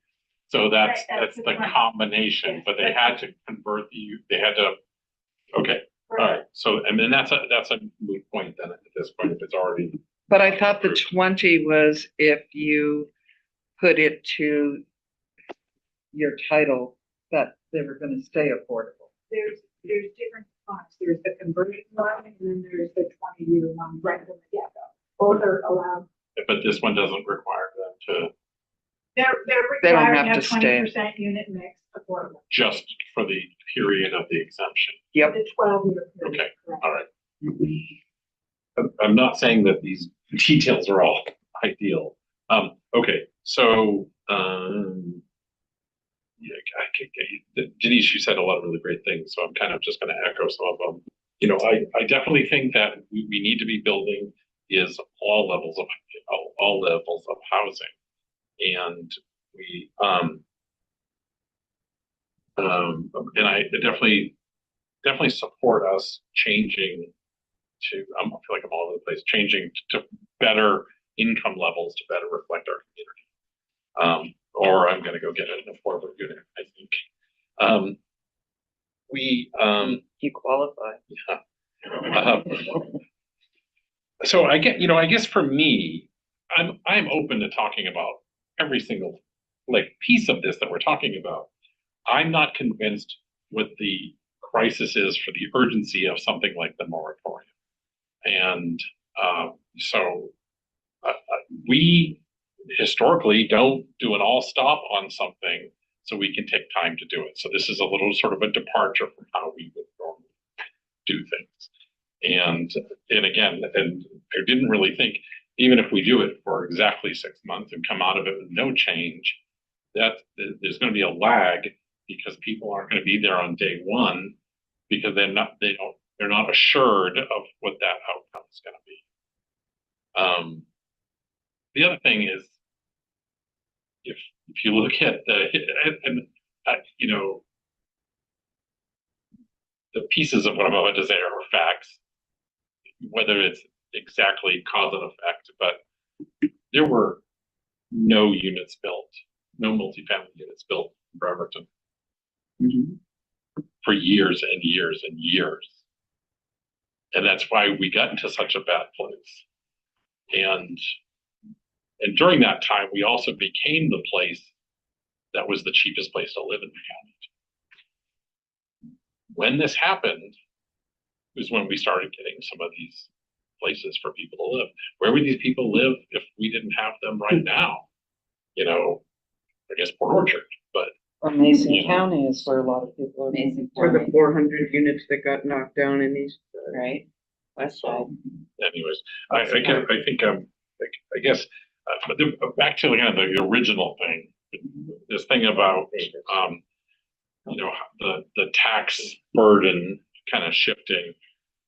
The state created this as a tool for our toolbox to create housing stock, whether it's an 8-year, like you were kind of being clear about, that's just getting more places for people to live. It creates a vibrant community. Those people shop at our grocery stores and go to our places of business and things like that. Or if it's the 12 years where we hopefully get more. I'm not opposed. I'm not interested in getting rid of this. I could be swayed. I'm not interested in the moratorium. I'd love to be finding another tool, another incentive that we could use to create more affordable housing. So I think I'll kind of stop for now. Jeff, you want to say Finance book yet? I think I'll kind of reiterate what I've said for the past couple of years, which is, I think, 2 weeks ago, kind of reporting on finance committee progress is, this is something that has a lot of knobs that we can tune and adjust, right? There's several components to it, and each of those components have some different knobs we can set in different directions. So one example is that median income level and the Bremerton factor.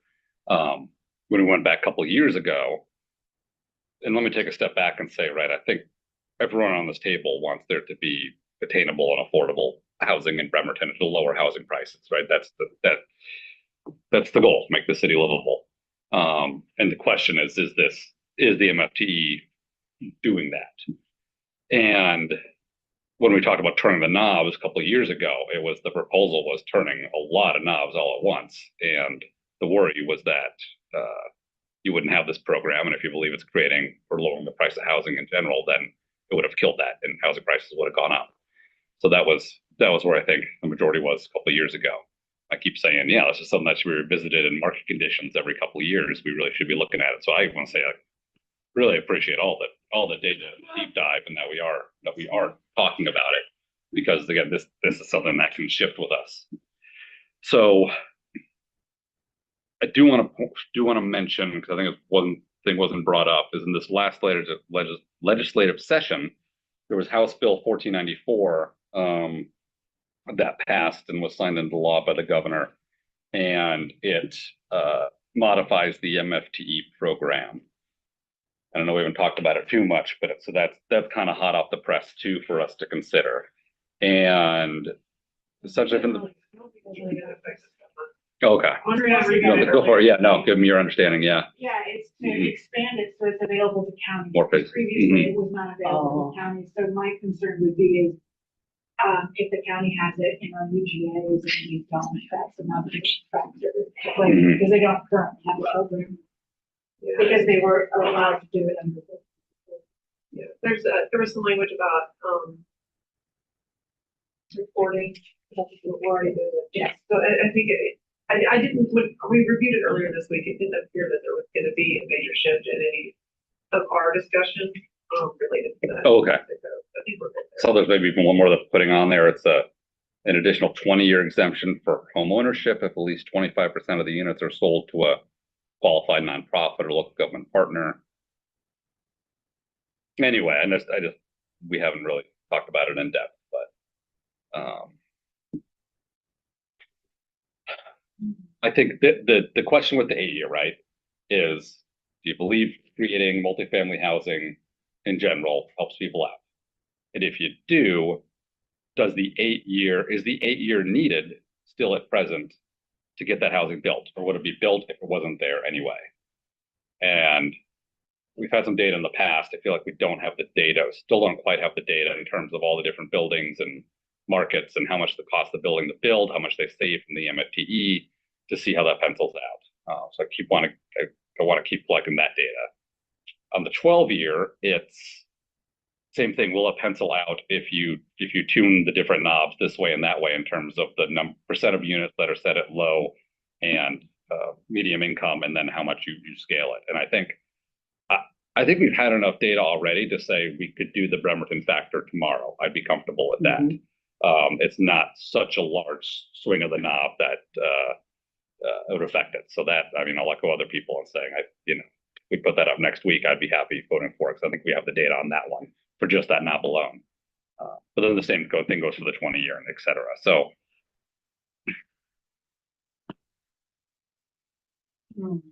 moratorium now, waiting a few more months, continue. I think no matter what, we need to keep diving into this. I mean, we need to really keep fleshing it out and decide where we want to land.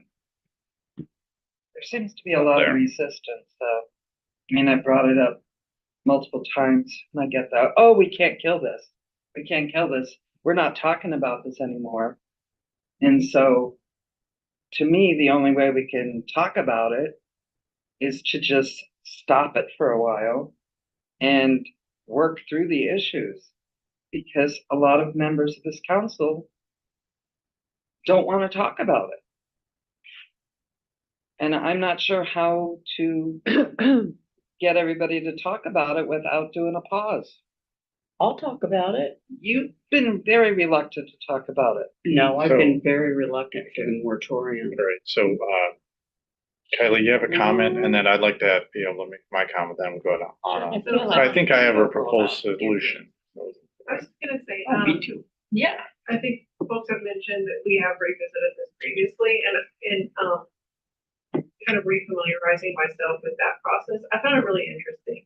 And I think it would be helpful to review what we did as a council in 2018 and then again in 22 and look at it. I found it just sort of fascinating to see like what was on the list of potential projects back in 2018 and what have we seen, get built, and what were the concerns then, and it was an interesting history lesson. Maybe I'm a history nerd, just knows that. But I just wanted to say, like, maybe as a part of your discussion, as a part of the dive, maybe ask your staff to pull that back up, to look at the public comments and the agenda bills, and give everyone a chance to review, just to know where we've been on this in the past. I think it would be really helpful. So I'd like to build on that, and that's where I was leaning towards this. So first of all, Jane brought this up, and she brought up in particular that the rest of us taxpayers have been supporting everyone else. That got me to thinking, well, I'm open to this discussion, because when it was first sold, it wasn't sold that way. It was, my understanding was that the developer paid property tax on the land, and any development they didn't pay for the 8 or the 12 years. The secondary part, it's true, and you sent some stuff here, but I mean, this is hearsay from me. But what you're saying is that the rest of us taxpayers are supporting that because the increase in property value goes to the tax roll, and then it goes in a pool, and the rest of us have to pay for it. That wasn't sold when we first heard this MFTE thing. Right. I was there. Okay. So that warrants a discussion. But now what I think about this, and just today I went down, I picked my wife up the ferry terminal and stepped on the 6th Street mess. I went down Burwell, and I saw I saw 606 Yeah. and I saw Harborside, and I remember what used to be at Harborside Flats over by the police station. Remember those? Okay, okay. I So, remember those. All right, so, in the past, I've been on council the past votes when we're trying to change this and whatnot, and I always stuck to my guns, and I think it was like a 5-4 vote. You guys probably recall a 4-3 vote or whatever. Majority of us said stick with this. And I also believe that if not all these projects, most of them wouldn't be built. I believe the developers, when they talked about the cost of capital and the cost in the Puget Sound area is roughly the same, but your rents are lower. I do believe they needed the break for this to pencil out. I recall one study session where we had a developer here. I think it was Mr. Larson's company. And he opened his books, so to speak, and showed how all this worked. I'm not convinced, given our economic conditions, that housing construction costs have lowered. We all know interest rates are higher. We all know raw material costs are higher. We all know labor costs are higher. So I think we know the answer to that. And then, not to be critical, but this open process where we have this group of working people to go through all this at the council level, I don't believe that's feasible. Perhaps the DCD could do it, but they're already overworked. So I'm saying the mayor could do this, but I don't think the council could objectively reach your objectives in 6 months. I just don't think we have the resources to do it adequately. But when I'm hearing all this discussion, I thought to myself, we have one person on staff under the control, arguably, of the council, but actually the audit committee chair and the audit committee, that creates excellent reports when we give her a topic to research. I think she should grab this. We asked for it to be put at the highest priority, and let her take all this, the history, the numbers, what Port Orchard is doing. Don't do the moratorium now. Goodness gracious, no. But go ahead and write a report on it and summarize all that's happened and crunch the numbers and give us suggestions on how to fine tune it. I'm not convinced lowering it to the Bremerton standard, the developers will still build this out because their rents will be much lower and they'll say, Doug can't do it, I'm going all to the 8. So I don't want to do that next week. I want a CPA that does great reports, well-written reports, to do a deep dive into this and give us a report. And then you say people don't want to discuss it, have her present the report to us at a council study session and we'll discuss it. But not under the guise of a moratorium. I don't want the development community to think that we're going to do a moratorium next week. I want to be armed with the facts, the data, and then make a decision if you want to tweak this. On. So I was going to propose that we look at this 2 weeks from tonight and make at least the changes that we are all agreed should be made. And if upon looking at it, we go, well, actually, we don't agree anymore, well, then so be it. But there are things that I've heard a majority of us say, yes, I want it to be based on Bremerton income. Right, for an example. The other thing that really stuck with me is, Denise, when you said, these buildings are supposed to last for 40 years, which, right. But what Spyglass, for example, is getting is a tax exemption for 20 years, which seems more than fair. It like sort of over generous of us. I can understand giving tax incentives and asking for affordable housing in exchange, but for half the life of a building, that seems really high. And so I'd like to put this on the agenda, and remembering that how many of those environmental points I skipped, so that we can maybe get out of here by 8. For 2 weeks from now, and let's see if we can amend the ordinance, because it is a different council than it was in 2022. Does that seem like a decent compromise? Or are we packed for 2 weeks from now? It doesn't feel realistic to me, but like what I would like to see is I'd like to see like the knobs. And but because Eric's got a point when he says we could just say like, you know, the Bremerton rent level, well, you know, times 20% of the units of that building, it drops by X amount of dollars. Feel like it can also affect how things get pencil out.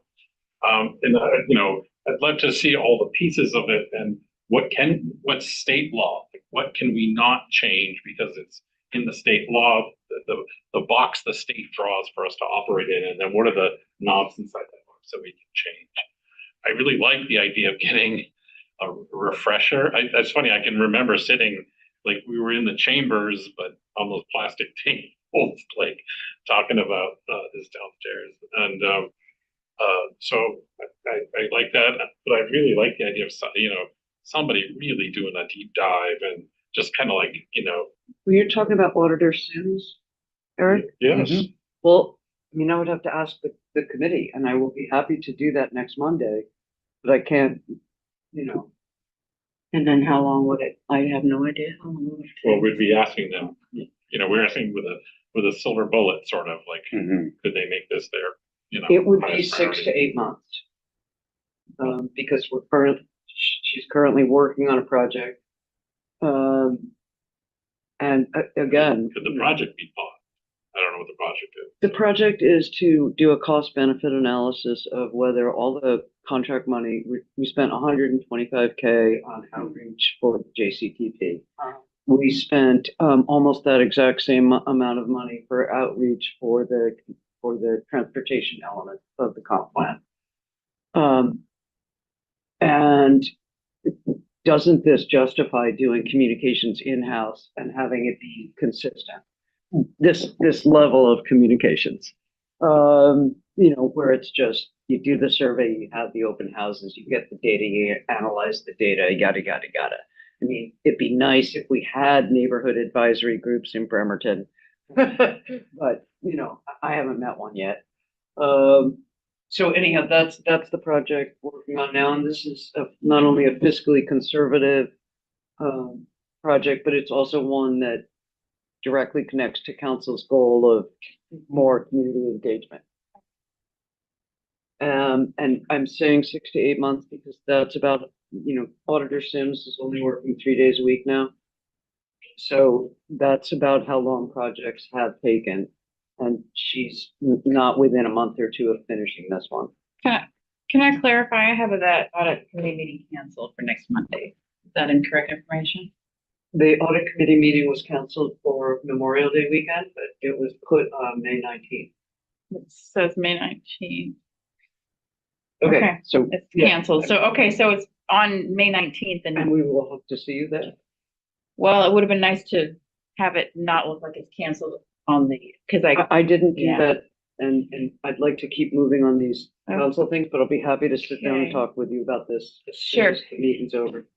So I will pitch this to the committee if you guys want on Monday. But I also think that really just looking at the ordinance and tweaking what knobs a majority of us agree on would be a start. It'd be like we'd be moving forward at least. So that's my proposal. I'm all done. Okay, council, so we have three options here. We can have the moratorium for a public hearing next week. We can move this discussion to May 28th. Or we could ask basically don't have this on the agenda in the near future and ask the city auditor to do a comprehensive report on MFTE, covering all the criteria that we mentioned. What is the wish of the council? I'd like to hear from Jane about how, Sure. which of those three would be most attractive to you. A vote on a moratorium. I guess, is it okay if that we just ask each council member which one of the three options they would like?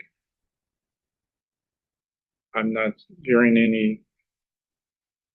I'm in Michael. favor of, Definitely, I just said sort of, I like the idea of the auditor. I definitely like the idea of just getting a review Okay, presented. So Auditor Anna, you were gonna speak up? I'll ask the auditor on Monday. But so what is your preference? So May, My preference is for us to do it 2 weeks from now, but if Okay. the will of the council is for me to ask the auditor, I mean, we can do both. Like if, I mean, but I'm not exaggerating when I say it will be at least 6 to 8 months before such a report would be produced. And it depends on the entire committee, the community members, I can't. Is it even on the radar? It's not even on the radar. No, it's not on our Right, work so there's already a plan. work plan in place. Yeah, So But- that's, but, Auditor Sims will take a request from Council President Younger pretty seriously. I just don't know if the rest of the committee will. Denise? I'm concerned that if it went to vote next week, that it would be voted down. And then that would stop any kind of progress on it. I would much prefer, so I want to make it clear, I'll talk your head off about this stuff, and I think I proved that tonight. Yeah, I do have my own opinions. They're facts, but I do believe them. And that kind of fosters, but I have never been unwilling to talk about this. I'm not unwilling to talk about anything. So I'm for the audit committee. I think it's a great use of the auditor's time. I would like to know, is there any means of finding out how the developers would react to the AMI? Is that what it's called? Change. I would like, because your point is well taken. I'm not so sure that would really impact it, because I think that's something that's been mentioned over and over and over and over again. And it's something that we could easily do. So I'd like a little bit more quick information on that. Okay, I was gonna say the auditor could put that in a report if you want it quick. Yeah, So- that's an adjustment we could make now before these MFTEs are granted, and that's factored in, and that could make a real difference. So I'm not so sure that we can get that answer by Okay. May 28th study session. Yeah. We can always pull it from the agenda if we don't have it. If you have a deadline, people meet it. I'm sure they already started writing emails and. Yeah. Okay. Which is exactly what anybody would do. I Well, mean, they're listening to this conversation. that's and- right. And so perhaps we'll Are get they? some emails And- or Yeah, they- I'm in bed with all of them. I think they are. And so I think we'll probably get, we'll probably get some emails, giving some analysis of what that would do is, because they have to lower the rents to meet the lower Yeah. AMI. Okay, Yeah. so I'm hearing from you, no moratorium, you're No open to the moratorium. audit, you're open to the audit, but and so you're good with And I'm that. open to discussing it in 2 weeks if there are factors that we could. If, okay, fine, we can put it on the study session if Yeah. we get more information. Okay. Jeff? So I love the audit committee if they're willing idea, because that's what I feel like now going almost that's 3, how 4 I years look we've been at really it. asking for, right? Like that, when we had discussed it in 2022, it was like, just, we need more analysis, we need more data, we need to Sure. really see the math on this, which we never got. So I think the audit committee would be fantastic. And then I'm kind of like, yes, and 2 weeks from now to touch base on it with just continued education, because I really appreciate Jen's point. I don't want this to just disappear for another 6 months. We don't talk about it again. And I'm looking at Director Spencer's email. She mentioned the JLARC report from 2019, which I don't think I've read, which would be good to read. And then a good suggestion that someone from the Department of Commerce could come and speak to us. And I don't know if they can do 2 weeks from now, but if not, then when they can, that'd be great, because I know the recent House bill that passed was a suggestion from the Department of Commerce to the legislature to, expand MFTE. So hearing directly from them, I think it's useful. Okay. I don't know who said it, but somebody mentioned how we keep looking at like all the moving parts of this, and I think that's sometimes why we it gets overwhelming. And Nothing happens. So maybe we could look at the, I like the knob analogy, but maybe we look at the knob and prioritize. Now, granted, if you turn this one, you turn this one, maybe you shouldn't turn that one if you're gonna, but maybe we could break it up and really just focus on one piece, but understanding that it's a house of cards. Yeah. That's something so we can. Andrea, Some changes. Director Spencer, is it realistic to ask, if you consult Ms. Lambert and come up with, the council's referring to tweaking like the AMI? I'm not asking for the next 2 weeks, but is that something that, and perhaps the speaker, is that something that we could do in the next month or two? Just to have that discussion, because that sounds like what you're mainly concerned about right now is that what you want us to focus on? Is lowering the AMI, that component? I've heard that over and over and over again being proposed. And I think back to Kylie's suggestion, looking through the materials from 18 and 22, where there was a discussion about the Bremerton factor. And maybe that's a good chance to just review the materials, come back on the 28th, and maybe decide if you want to start to get more data. Because frankly, between now and the 28th, we're working on the comp plan ordinance. We are here on the 28th as your study session for your adoption. Okay. On the first week of June. So what I'm hearing is there's a resource limitation. So what we're gonna do is council's gonna use its resources. Keep in mind, we just hired our legislative office manager. Our first day is today, but I will ask her, and Christine, Good. I am not saying we're gonna do it on the 28th, but that will be tasked to them. They'll be working with our council as far as, and we'll come up with some of the history of, and just kind of have the resources, and it's gonna be on us.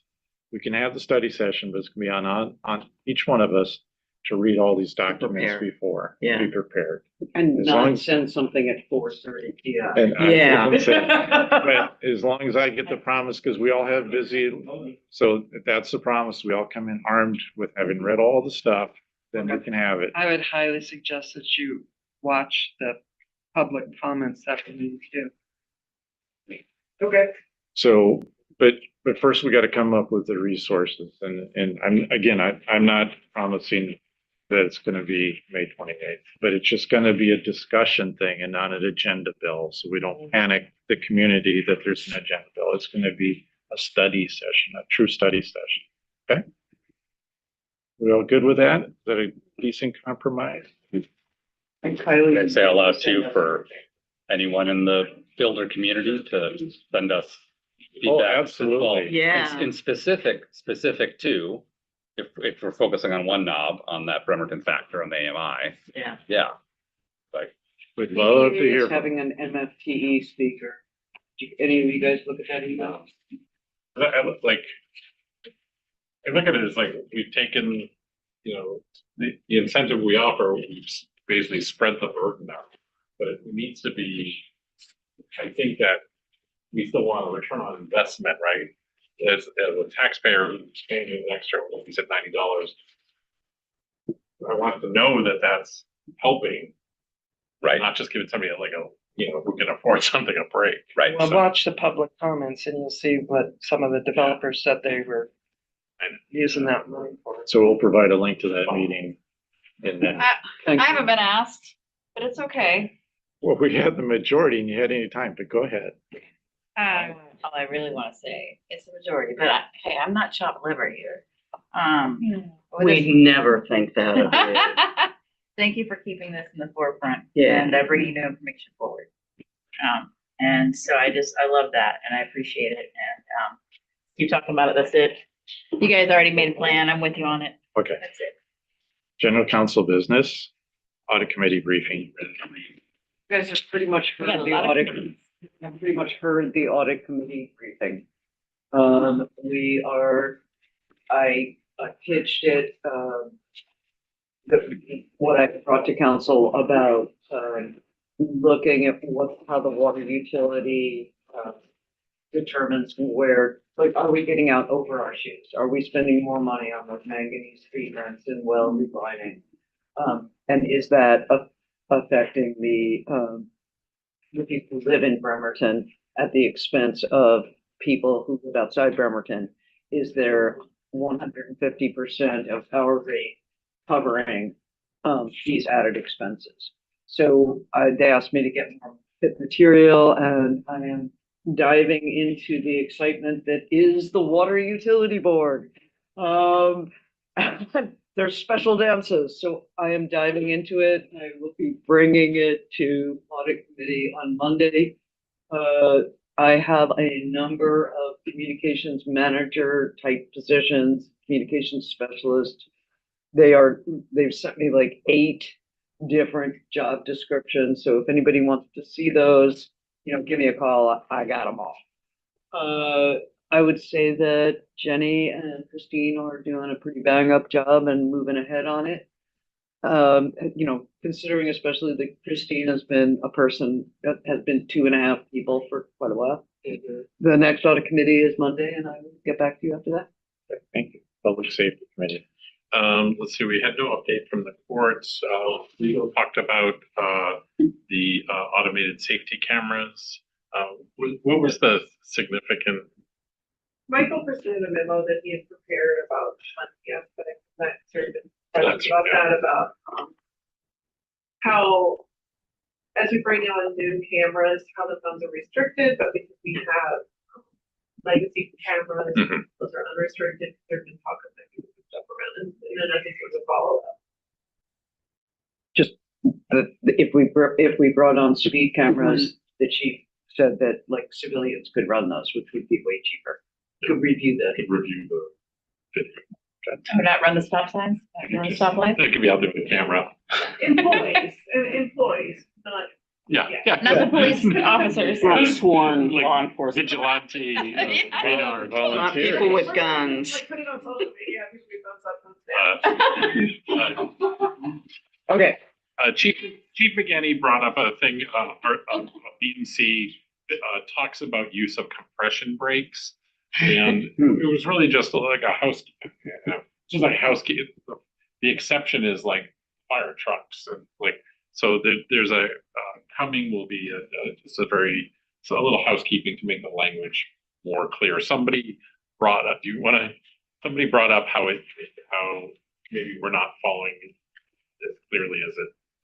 Yeah, we're gonna work on language. It's basically so that compression brakes have been lawful since the 70s, including on fire trucks and other trucks. Compression brakes, and we just haven't worked in our code where it doesn't talk about it in the right way. It makes it might be applicable to us, even though we have muffled brakes. So is that all the signs that say no Jake brakes allowed? So, That's kind of, like, what yeah, it is. so, and also Jake Break is like one of those terms of like Kleenex, like, it's proprietary. They don't like it when cities use their name in their codes or in their sign. Apparently we'll get a letter if you do that, but yes, you'll see some, when you come into town, it'll say compression brakes prohibited. But sometimes it will say Jake Break, those are the but yeah.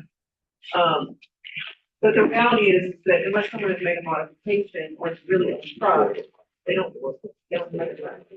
They're all muffled. So, we see that. Okay. Chief Wolf didn't really have anything specific. He did talk a little bit, although I think it was just like a small update. I don't have a minute. I don't have the minute yet. John Johnson. Chief Wolf is good at talking about something. Okay. No. And then the last thing that was brought up is apparently, I guess some people don't like fireworks. I don't know. What? No. It's a new issue. I'm teasing. Okay. We're gonna put a 6-month We moratorium. got an email asking us to improve our outreach on what are the regulations. Yes. Okay. Take it away. Actually, yeah, so, I suggested infographics and John Hickling had already been proven. I can see like Need the word me to boom give you- with a circle. The presentation that I gave at my council report of how good it is for the community to be gathering in parks. Okay, so next to the Oh, signs. go ahead. they We don't didn't Yeah, have so- kittens. So Chief McGann, he said that he's already posting these at stands and it was left there. The letter writer was really specific, like put them up at libraries, put them up at post offices, put them up at public places, just post them around. And I would suggest that this council do that.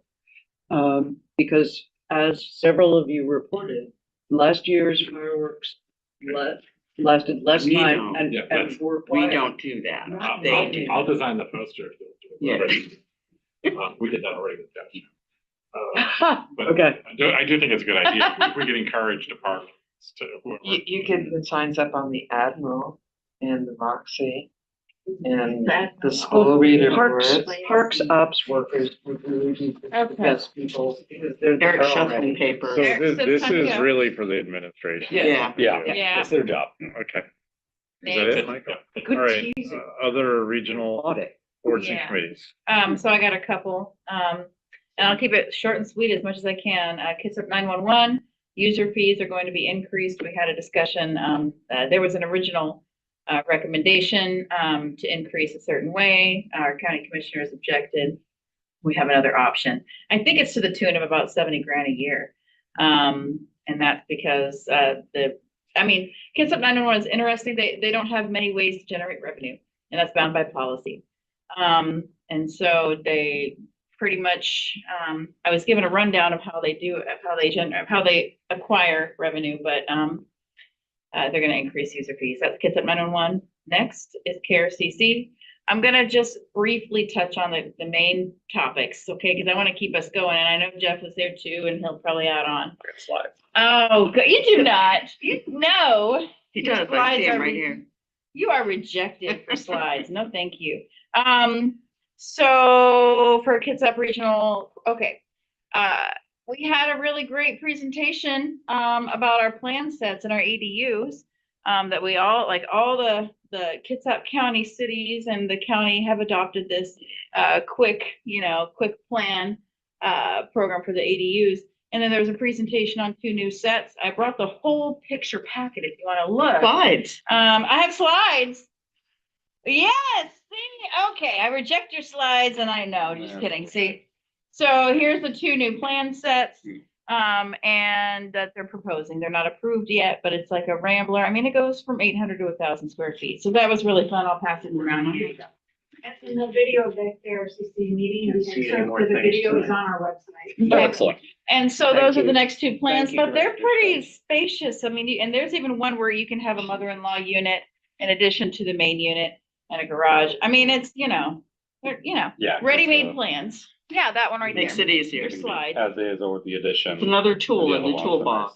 But I think I'm still interested in Jane's concern, which is a lot of people's lots are a certain size and there's tiny and. Yeah, we need smaller ones, not bigger ones. Right. Well, some of these are pretty tiny if you just wanted to look at the packet.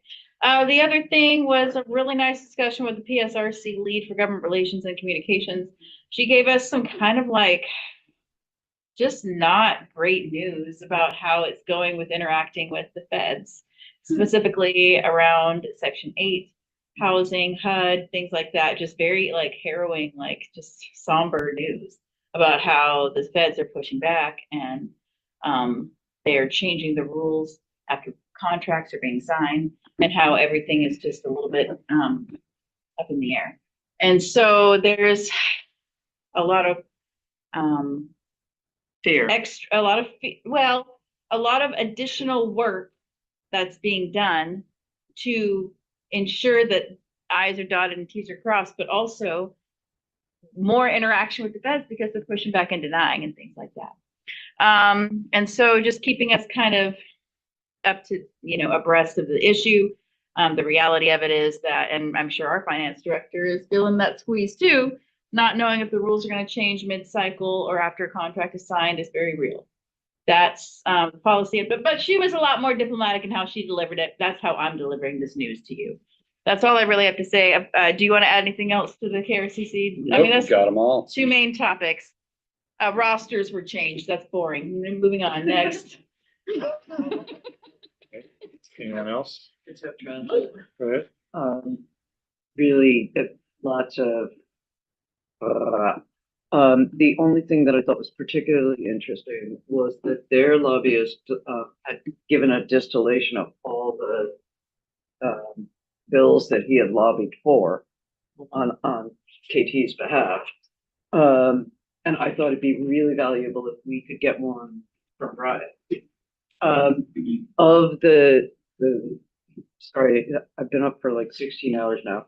Of the bills that he had, one I thought was particularly interesting for us, which is it's on the governor's desk as of 2 days ago, to establish 10 miles per hour shared streets where cars, bicycles, kids could all be on a street. And this is something that if council establishes that mechanism, we could, like that's something we could do soon. And then if we can identify a street that would be safe enough for that. Let's do 6. Yeah, but to have the mechanism. right. You do my street. Pine Road. Hey, do my road. Or even better, 13th between Cambrian and Lafayette. I would definitely Yeah. prefer Pine Road It'd be instead. like- Be for flies. So that's it for kids up front. Thank you. Quick. The others, I have 2 items. I got one. I would miss you. So good news on shelter project on almost continuum of care. So the major roadblock that has really held things up for the past many months has finally been overcome.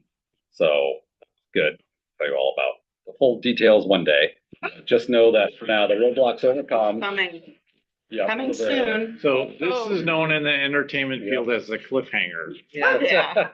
Coming soon. Yeah, it's indeed. So the consortium has, so they have, there's one property that they are now, expecting to sign a purchase and sale agreement in the next month or two. So basically you have to go through board I wonder approval. what district it's in. But the nice thing is it is one property they're looking at. So that Maybe like a month or two. the purchase and sale agreement should be signed next month or two, given board schedule, the entity that they're dealing with. Who also has very slowly, but it's finally here. So that Well, they got a When new that- hope. when the purchase and sale agreement is signed, that means they have site control. And basically, so just for folks to know, they already have a contract with Parametrics for design. They put that RFP out a long time ago. They have another RFP out for an operator. And essentially, once that site control is there, then they're gonna give everyone an updated timeline, plans. And they're pulling the trigger on all the, they haven't selected an operator yet, but the RFP's out. So that's when they'll kind of pull the trigger. I've mentioned they've been getting everything ready, right, once they have site control. So in terms of what's needed. So that's when everything will slam in the motion finally. But also to reiterate that with this site that they're going forward with, there's a lot of configuration options and flexibility. And so they also are going to do in addition to all the community outreach they've already done, they genuinely want that community feedback for any concerns, comments, because they can configure things in ways to respond to public feedback. So They've got knobs. they got knobs they can turn, lots of knobs. So yeah, Good. good news. Thank you. Good news, job. Finally, yeah. I got 2 things I'd like to mention to the council. One is that 4 of us have not completed the cybersecurity course. I have. Now, the reason why I mention this, so I get email notices when you guys don't finish these courses in the. Yeah, I got from Denise for like 6 But months. it's all good. And I'm not tracking you, I'm not bugging you about these other courses. The cybersecurity course is different because it affects our insurance rating with the insurance pool. You need to do it, or I won't say that Dave's gonna yank your access, but I've worked in other organizations. If you don't do it, you don't longer get access. So please do those. So I found it a little cumbersome because it's NeoGov and a different one. Yeah. And the NeoGov one, I just said I didn't take it, but go ahead, say you took it, because that one popped up first. Yeah. And then you gotta hunt around and actually find the course, and you gotta finish that. And then after you take the course, there's another step you have to take, 'cause it said I didn't take it. Right, and so just send Dave an email, say I took the course in the quiz, and you're good to Yeah. go. That's what I did, I so. thought I did fine. So Thought it- whatever, there's 4, I know the names, if you, whatever, so, okay. It's I me, think you know folks. I'm it. on the list. I didn't want to call it. I'm a health. Okay. All right, and then the next thing, just for you guys' awareness that myself, Mayor Wheeler, and City Engineer Ned Lever are going to go to visit with the Mason County Commissioners and Administrator tomorrow at 8:30. I leave at 7. And we're gonna talk about maybe an ILA with them on the sewer extension that we've been talking about. Good. So there's no promises there, but I will be there representing the council. And I was asked to go. So. I have a question. Have you heard any update on how the, search for a new public works director is going? No, I haven't heard an update. You know what? I did notice though. Are you gonna be our new public works director, Kyle? Provide an update. Okay. Oh, I know that there's been a conference in there, applications are coming in, I believe the first review is Tuesday.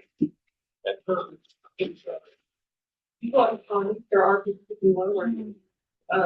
And that's, I have. I did also get the info here that there's also a lot of public works. There's one open in Kitsap County. If you look at their site, they're looking for a public works director. Great.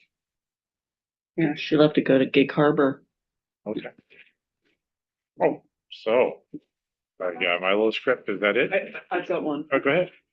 So I would like to bring very briefly to the next study session, a proposal that we consider looking at the cumulative impact to the Wright Creek wetlands. Because this is a very normal legal strategy. Instead of like, you look at one parcel and its impact, and then you look at the next parcel and its impact. And by the time you're done, you have that kind of death of 1,000 cuts. So I'd just like to present what a cumulative impact study is and why I think it would be useful on Wright Creek wetlands.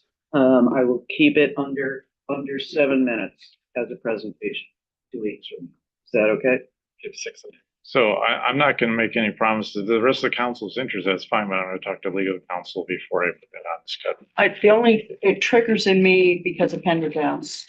And I know that there are wetlands adjacent on Pendergast property. And if we're thinking about proceeding with LTAC and all of that, might be good to get whatever we need started. So that's the only thing that it kind of triggers for me. Yeah. Let me talk to Yeah. DCD and council separately Yeah, outside this meeting, yeah. okay? All right. Okay, reminder, the next council meeting will be on Wednesday, May 21st, starting at 5:30 PM on the first floor meeting chambers in North Government Center. Public's invited to attend in person or remotely. Anyone wishing to speak during public recognition via Zoom must submit a request to the city clerk by calling 360-473-5323 at least 24 hours prior to the meeting. This meeting is adjourned. Good night. peace out. Your number